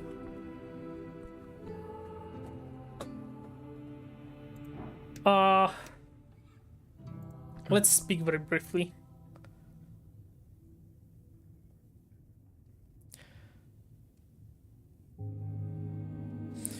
What do you know about this? What can you tell me about this guy? The goblin sneakily leans in and whispers back, "You want a rundown?" Right in front of him. Glance back at the pale man. I don't think he can hear us. That's not the point, cleric. Call out to Viscount. Can you hear us? No, cleric, nor am I listening. Go ahead. See? The goblin sighs. Give me the rundowns now. Viscount is a local mortician, unaffiliated, works on contracts with the city. The Halfway Bridge tribe has a deal with him, partially because he's a neighbor and partly because he's not, you know, human. The goblin clears his throat and throws a glance back at the mortician. He's not the type you want to make enemies with. But hey, he seems to like you, so good job on that. But my suggestion, keep your distance, just to be safe. Tell me what you know about the tea shop. What's there to say? I know about as much as average Norwegian. He does a humble shrug. A lie, he knows much more.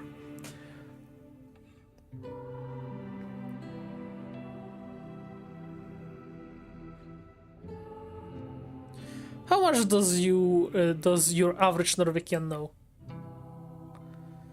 Very little, I'm afraid. His eyes, they do not waver. He's looking at you, waiting for another question, despite your obviously wanting more information. Make him speak.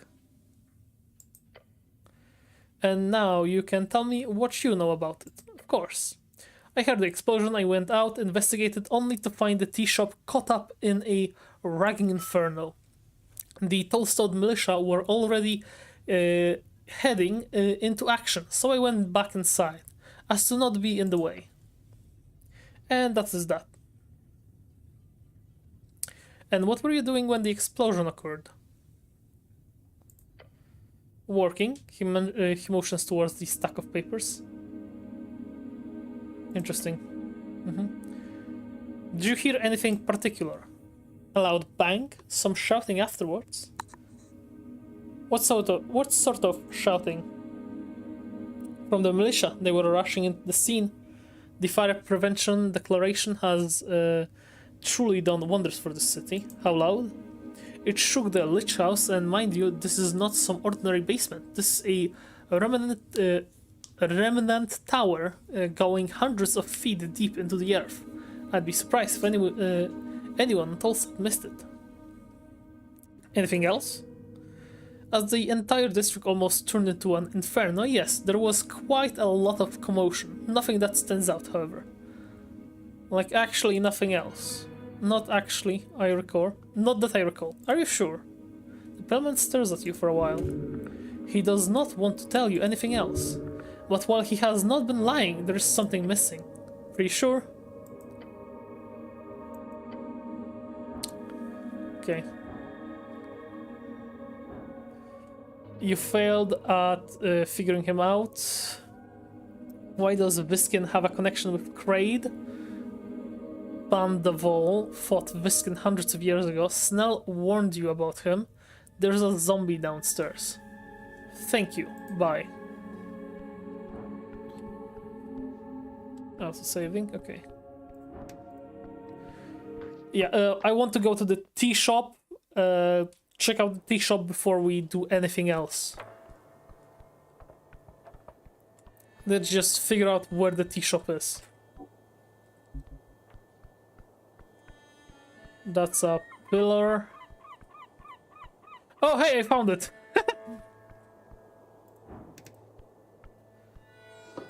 5 crowns. We're good. Amid scorching marks and cracked masonry, you approach the doorway. There are several planks blocking the passage. The tea shop, what a mess. Take a peek inside. Rip those planks aside. Let's get to work. Fastened with several nails, you also see a paper. The goblin clears his throat and begins reading the bold letters at the top of the paper. City notice, no trespassing. That doesn't include me, does it? He shrugs. I'm no expert in city law, but your companion suddenly kicks the planks, sending a subtle ripple of blue energy around his foot. You think I wouldn't sneak in by myself if I could? It's sealed. You ain't getting in without the magistrate approval. Touch the plank. As you do, subtle ripples of blue energy appear around the gloved hand. It is sealed. As you move away your hand, the faint aura shimmers in dark translucent blue and then fades away. Yep. Blue up updated. Locking spell. 25 attempt to break down. Okay. What kind of magic is this? It's arcane lock. Casting it on a bunch of planks is unorthodox, but obviously they got working. It is used all over the towers. You need a passphrase to unseal it. Nothing that can be solved with testosterone. Trying to force an arcane lock open is idiotic. Don't. Can I bypass the effect with magic? Can I guess the passphrase? Guess? Guess! Without knowing who placed the seal, personally and their preferences, even assuming the person who placed it is an idiot, who would use something of their own preference? There are millions of sentences. There is no chance in hell you can simply guess. Now go figure something out. But I can still break it down, right? You can certainly try. Believe in yourself. You're a man. Men can do anything. The line between bravery and foolishness is as thin as a hamster's chair. As a hamster's hair. Yeah, you sound like mother. Is that such a bad thing? Yes, maybe shut up. Yes, maybe shut up. Can I bypass the effect with magic? Of course. Knock would do the trick. Do you think I could break it open, Snell? I'd love to see you try. Go for it. I believe in you, cleric. The goblin's heart is on your side. Take another look at the planks. That's what she... You take a step back and gaze at the enchanted wood. That's what she said.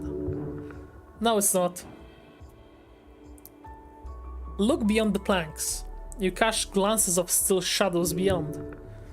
A counter, fallen wooden beams, a larger interior space covered in soot and burned furniture. A scorched mess. There's no other way in? Not that I know, but it's what surprised me. Tolstone is full of tunnels, holes, pipes, so who knows? Look around at these scorch marks. The marks go far. The flames must have been enormous. Very clear signs of esoteric power. Check the trespassing notice on the planks. City notice, no trespassing. It then continues with a finer writing. By the order of Coin Lord Darrow, the following premises are under city seizure, under suspicion of criminal offense. Unlawful trespassing will be liable under 13 holster contempt. The law is the law. The t-shirt that blew up, eh? It sure did. Was one hell of a blast, but the structure's still standing. Dwarven engineering looks like shit, but boy can it take a hit. Attempt to break it down. Ready? You grab the planks and the esoteric force shimmers. You grab it, muscles ready. The power of the seal, it burns. An intense pain shoots through your lower back and shoulders. The pain is immense. You try, but the planks are nailed esoterically in place. You must try harder to break them again and again. The magic cannot be forced through. Obviously, you need to find another way in. Well, hope it was worth a shot, cleric. You should probably just talk to your coin lord up the hill. I should leave for now. Okay, so the coin lord is up the hill. Okay. And I want to know if there is a way... Tending the greater. I want to know if there is a way for me to enter the shop from the, like, the top, the back, or something.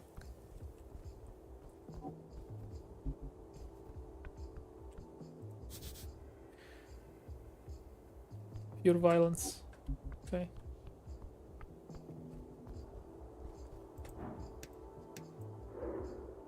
Lady Chamber Mountain Lamp.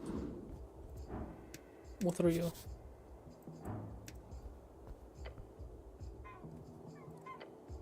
Plotting just an inch of the travel, the names of several locations spelled out. A common type of magical ink creates permanent messages on any surface until the spell, of course.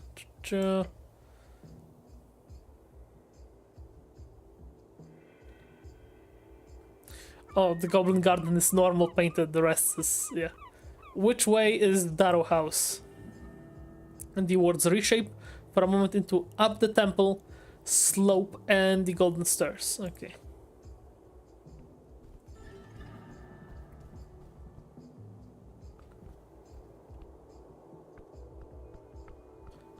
I'm guessing, yeah, Darrow House.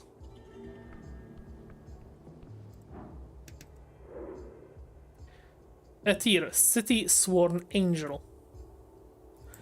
I believe she is on the cover of the game.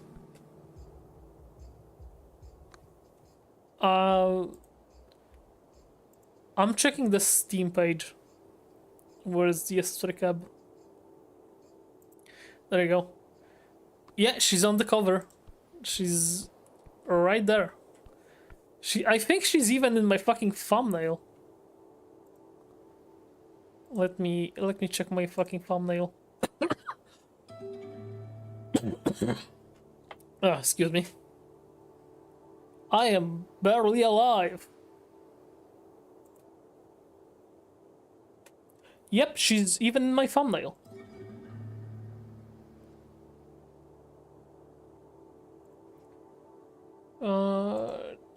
There we go.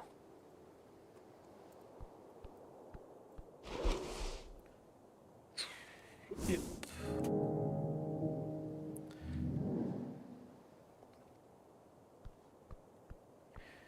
I'm gonna take a 15-minute break if everybody is alright with it. Because I gotta take some meds and grab another drink because I'm out of water. So, see you in a short time. I'm gonna be right back.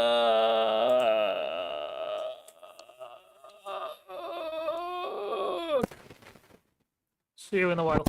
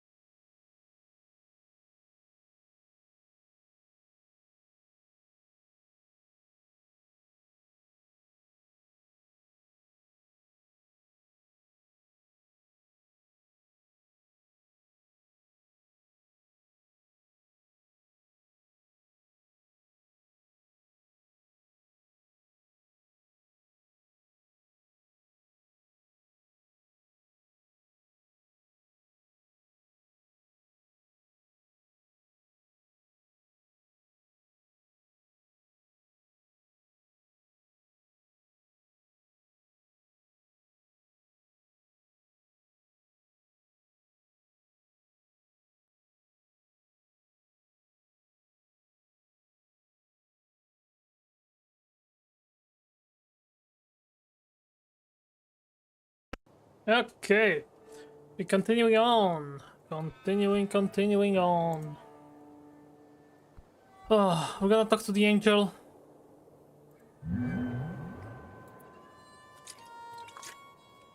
We're gonna continue. We're gonna talk to the angel.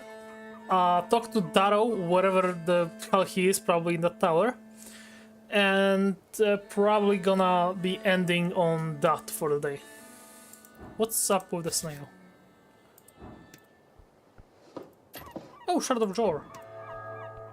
Oh, apples. Okay. I wanna consume 5 apples.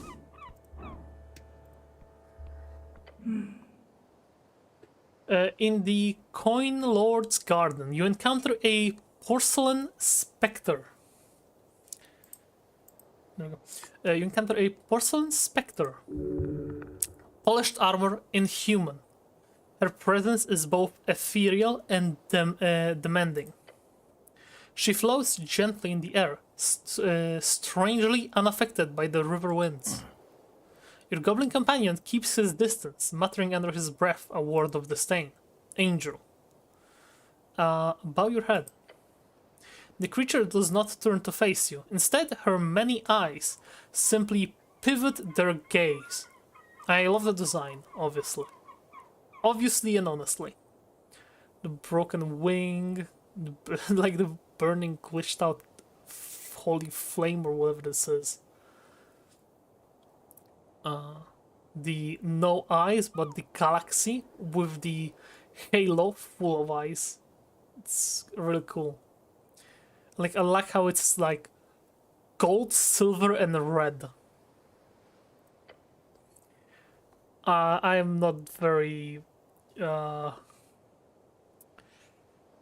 should I say? I'm not very good at describing thingies. I had a word. I had a word how to describe it exactly, but you know. Arcane cleric, she echoes, of the Palace, Script House, and Urvgard. This is the one. This Valkyrie. Keep her safe. That's me, hello. Just the cleric is fine, thank you. She now lifts her chin. Cleric, more like you. Then she opens her mouth to speak in a projected, cold tone. Etir. She says her name like a declaration of existence. As she states her name, you realize her mouth is not moving. Telepathic communication. The goblin gives you an uncomfortable look. He clearly does not enjoy having telepathic conversations like you. Stare at her. It's a nice magic. I have some things I need to ask. She just stares at you with many, many eyes. Speaking with this ethereal creature is unnerving. You should mention it. The eyes. She'll appreciate it. Yes, stand tall. Tell her how you feel. This is what a man would do. Her domination would be good and just. Let's happen. Radiant fire within. The angel must be appeased.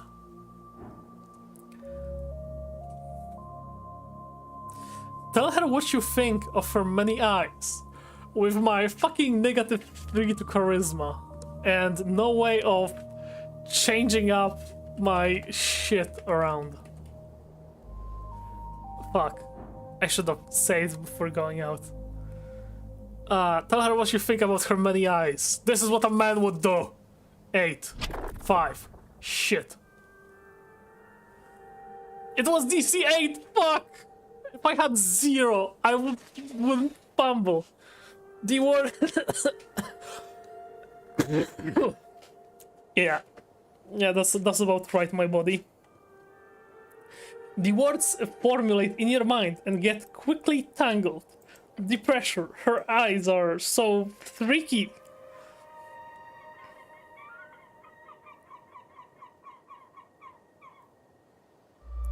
Are you okay? clutch your chest. Snell gives you a crazed look. The goblin thinks you are actually insane. After a short pause, the angel appears to lift her head. Głupek. Why is she speaking Polish to me? What the fuck? Huh? Głupek. She called me stupid. This is, in my language, this word means stupid. No! Emotional damage, no! The words cut harsh through your bellows. Hey, Snell whispers to you. Don't mess with that fucking thing. Okay, maybe do some small talk, then ask the big question. Why? Aren't angels good? Nice weather we're having. Avoid eye contact. I'm here to investigate the tea shop. Is this the Darrow residence? Why? Aren't angels good? He grits his teeth. You ever heard of celestial punishment? We're talking seared flesh, cleric, right off the bones.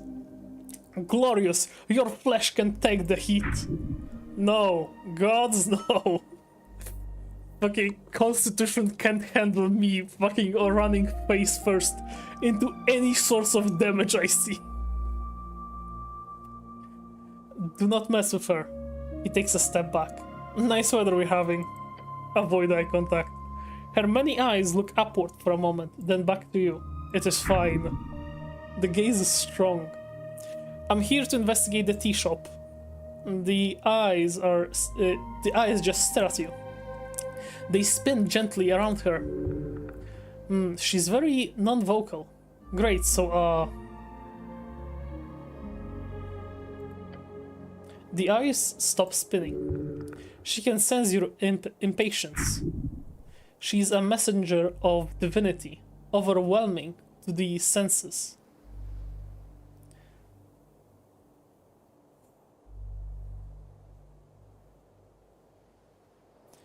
I need to speak with Darrow. Slowly, the angel turns her face towards you for the first time. Oh god, you're a dead man. You can feel Snell sweating.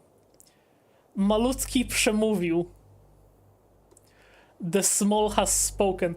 Does she actually speak Polish in other versions of the game, or is it like, hey, your Steam is set to Polish, so here's the angel speaking Polish? She like straight up just said, the small has spoken.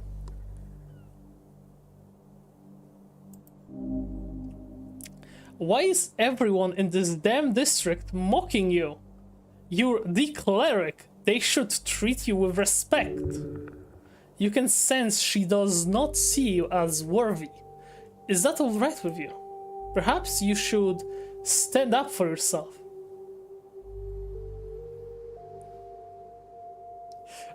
Oh yeah. Mauluti Shenmo to you too. Okay, so I guess she does speak Polish normally. And our character does not, and Polish is celestial language in this. Okay, that's fun actually. That's cool because I understand everything she says now. Take a step forward. Don't disrespect me, Angel. Okay, sure. Now about the magistrate. Where is Dora? Take a step forward. Don't disrespect me, Angel. As you do, she makes her first real move. One step. Her hand placed upon the top of your helmet. What? When? The goblin grits his teeth and stumbles back. The ring rotates around her head, and now... yours. She is close.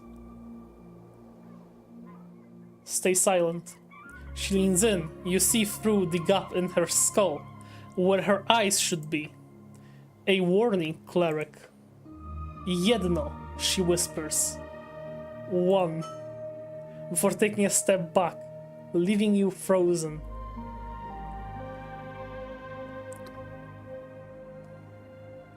So I'm guessing she says you get one warning. A warning, cleric. One, she whispers, before taking a step back, leaving you frozen. She will be your death. She will be your death. Your body is pulled towards her. That was awesome. We need more. Despite her harsh words, you see her body language relax. Maybe. It's hard to tell, but she does not appear truly angry. Coin Lord Darrow is busy, she speaks.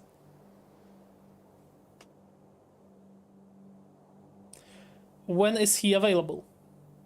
She looks to her right, towards the building, leaning against the ancient tower.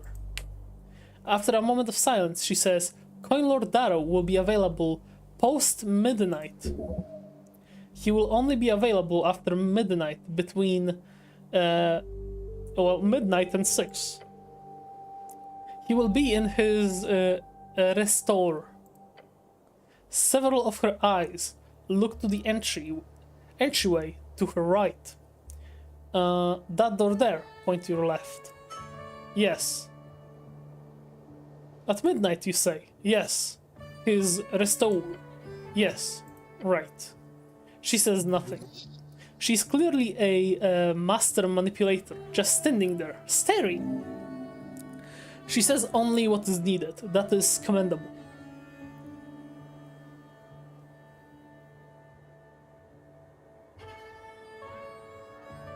You speak good human for an angel? Human is not a language. Oh yeah, I meant Norwegian. That is a dialect. Snell chuckles, then goes back to being awfully quiet. He's not. He's so afraid of the angel. He stifles his witty remarks. He stifles his witty remarks. It's normal language. You know, the one normal people use. Sure, I meant you speak normal language good. I speak every tongue, cleric. It is not special. Your companion raises an eyebrow. Really? Even goblin? Tommy, she says, turning her gaze to him. Nacha tattoo, Kabhor. Oh, awesome. Good job, lady. He did not expect that. Can I ask some personal questions? No. Put pressure on him. Please? No. Good try, stay strong. Good try, strong try.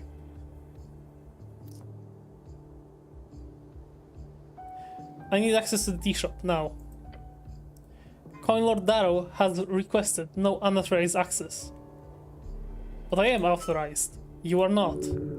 Don't lie, you are not good. Nod your head. Okay.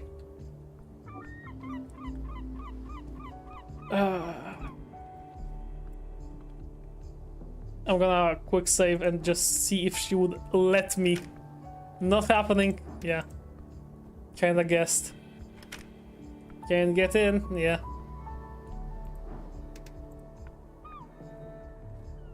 What's up here? A branch from the majestic apple tree in the magistrate yard. A sign of humanity's great ability to grow and nurture the natural world. This tree was most likely a gift from Lady Sagleaf. You see anything suspicious? Seen anything suspicious lately? How do I reach those apples on the roof? Climb the branches. Huh? Snow gives you a concerned glance. Then he too turns to the tree and growls. You better answer quick if you wanna keep your leaves, buddy. The tree does not respond. Damn, guess we'll never know. Okay, I'm gonna climb it. Yeah, we have +6. With a heave and a hoe. Great job on your climb. I'll stay down here though. You make it. And I get to trifle the apples.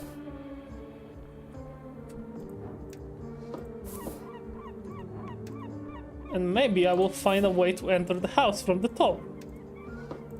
Oh, 3 shards of Jor! That's good. Okay, no, not happening. A branch from the majestic apple tree in the magistrate yard. Climb down. Easy. Even how you make it. Yeah, we have 9 shards of jaw. Shards of jaw. Okay. I guess we can talk to this lady. Lady Chamar Mountain Lamb. The hooded woman cape flutters as an icy wind rushes through the tall stone rays. Her eyes are locked with yours. Greetings. Hello. Her voice is emotionless and spoken from deep in her chest. The voice of a priestess. I am Chamar. I hail from the slopes of the mountain. She bows her head slowly. A golden horde servant. A human from Divinatorum. Golden horde. Yes. I do not have time to talk much. Why are you staring at me so much? Is that a bad thing to do in this city? It's a bit weird. I mean, not if you have a good reason. What reason? Trying to look cool? If you're trying to look cool, she knows. Okay, she then looks away. I will stop making eye contact in accordance with your local norms. What do you know about the tea shop? Nothing. I do not spend time on Tolstad. I am here on business today and will soon leave. But I am sorry for the destruction it wrought upon your city. What are you voting in the election? I am not a citizen. Also, democracy is not something I approve of. Agreed, democracies. And that's one hell of an opinion. It is what I have learned during my travels. She looks up to the sky. Men are weak. We speak so much. Breathe and spread like an esoteric weave. Yet we do not have a view of the long term. Democracy depends on folk being informed. They are not. What if we inform them better? In a hypothetical scenario where folk could gain access to all information, they would still not be able to know what is true or not. Men are not built to make such important decisions en masse. We are lambs, we follow those greater beings. To answer your question, stranger, I would vote for whoever stopped this foolish democratician dream.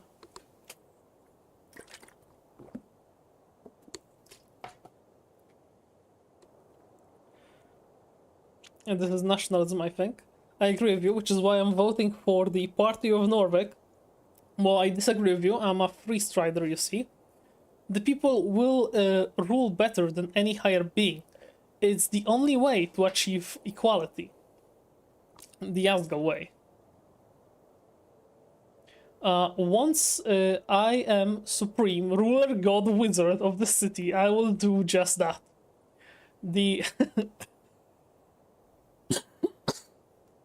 the agrarians rarely liked democracy until they got sidelined and just becoming Asgalians. Feel sad about it. I don't choose any side in this conflict. That's because I am a higher being, unaffected by it all. An apolitical being. Be apolitical.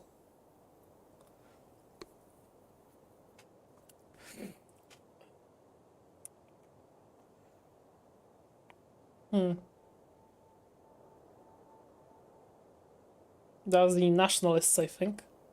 And I would vote for them. Or nothing at all. Well, I think...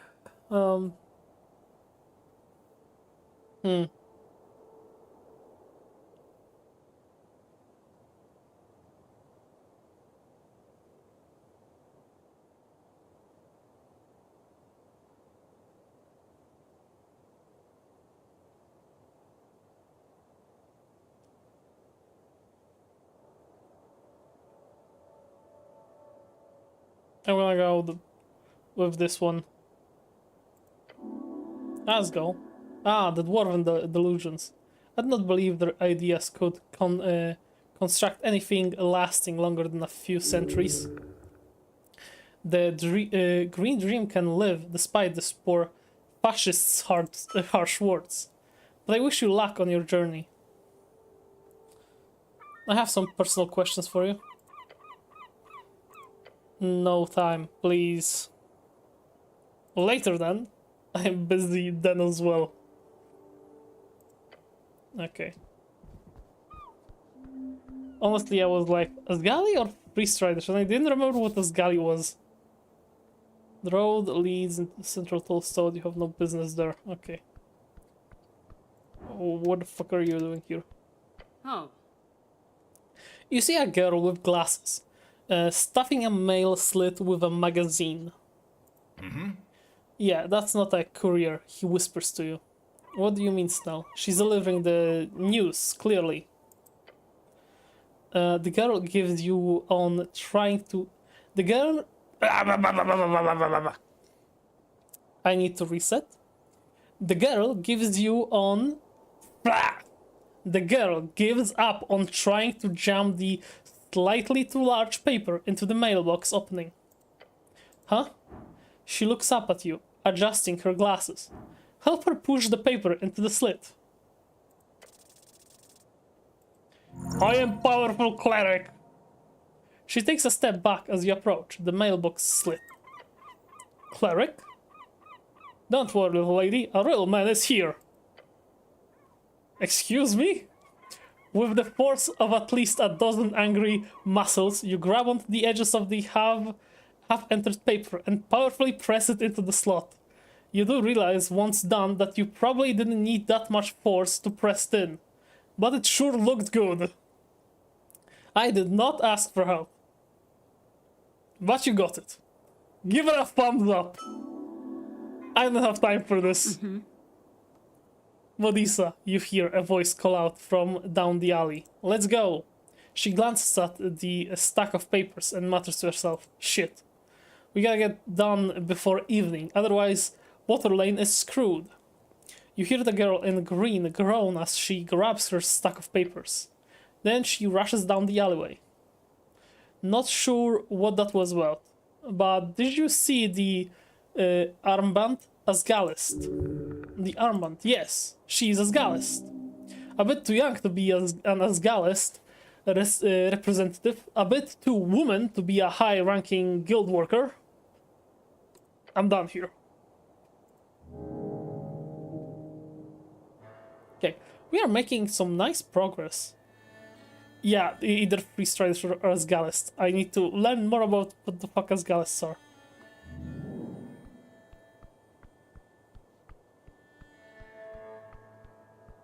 I don't remember. It was a while ago that I read. Standing on the corner, you see a woman in a green coat. Her intense gaze focused on the cityscape, horizon across the river. Careful, cleric, Snell says under his breath. Easy to slip and fall here. Is this a damsel? Does she need your help? Clear your throat loudly. She turns her head, the expression cold. She is mourning. Yes? This is a real lady. Impress her with your poetry skills. Elves cannot be trusted. I am the cleric of Norvik. Bow your head. My lady elf, how fair you are on this bright morrow. I am the cleric of Norvik. Mention that you're the cleric 10 times. Just got an achievement for that. She breaks eye contact once again, facing the river. Rude. Call me Pinja. Tervenhidis. It's as if she is searching for something. A dead elf longing for the sea. Full name? She closes her eyes and nods. Pinja Athena. Pinja. Pinja. What are you doing here? Waiting. Whatever. She's anxious. Waiting for what? She looks up at the Pillar of Jor. I have a friend in need of help. That sounds like a quest. I can help. Me, I do that.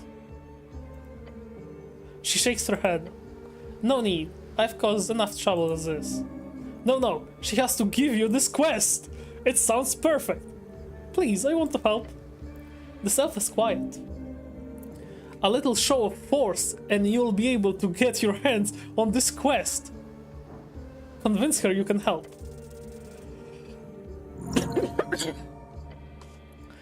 You feel a surge of confidence. There is only one way to make her give you this quest. Prove your heroic qualities. You know who I am? I am the man that will save the world one day. If your friend needs help, I'm the guy to do that. She stares at you for a while, taking you in. Then she gives you a little smile. Success! What's the quest, my fair lady? She looks away once more. There is a paladin, Lord Gorm of Norvik. Lord Gorm, the last anointed paladin of Urf. One of the original faces of the party of Norvik. He went missing months ago, and many believe he has abandoned his post. Is he in trouble? He is a city paladin. He's lost his way, completely. Is he here on Tolstod? She glances towards the pillar. He looks in, her look is stern. He is close. She means he is physically close, but spiritually far gone. Or the other way around. I cannot say much, but if I could have just one more chance. She holds back great anger and sadness. If you can find him, Ragan, tell him. Tell him sincerely and with all of my heart. He can go fuck himself. The tone of voice is like the shriek of a banshee. She knows you too well. Let me think that would help me on this quest. Where can I find him? She shakes her head. The she-elf doesn't know. Extremely insightful of you. Can you tell me anything that would be of help on this quest? Leaning forward, she whispers to you one thing. Lord Gorm might be lost. She smiles. But you don't have to be. Truth. She looks up towards the clouds where the pillar disappears into the blue. There is yet hope for all of us. I'll find them, my lady. Thank you. The quest acquired. Well done.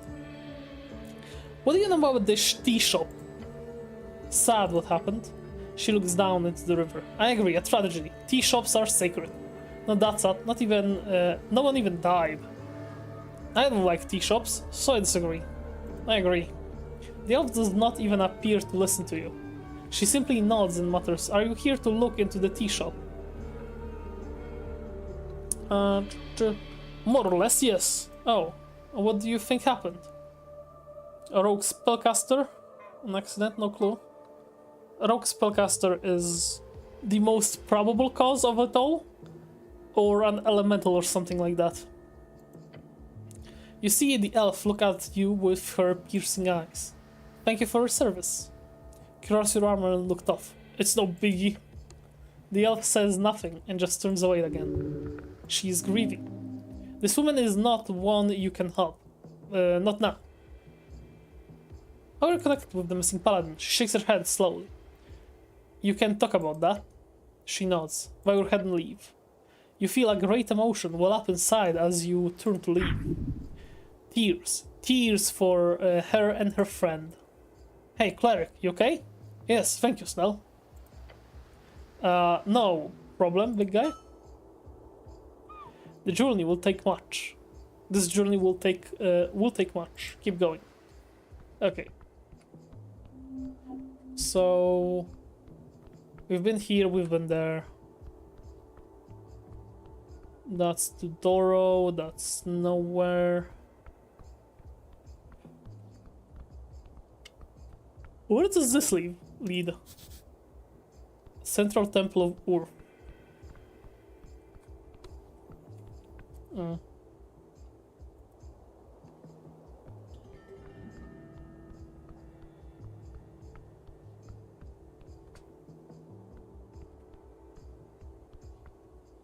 Pilar kiosk. Pilar kiosk.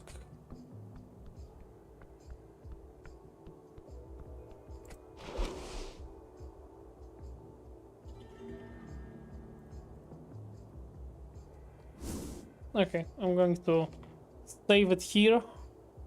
And yeah, I think I'm going to end it here for now. I have to get something to eat and get ready for work tomorrow. So that's about where we will end the game for now. I think we're going to next time enter the Temple of Urf, check out what's in there, and you know what? Probably go back to the dungeon. I'm gonna be doing dungeon things until like midnight, and then go to Daru. Oh, anyway, that's my game plan for the next time.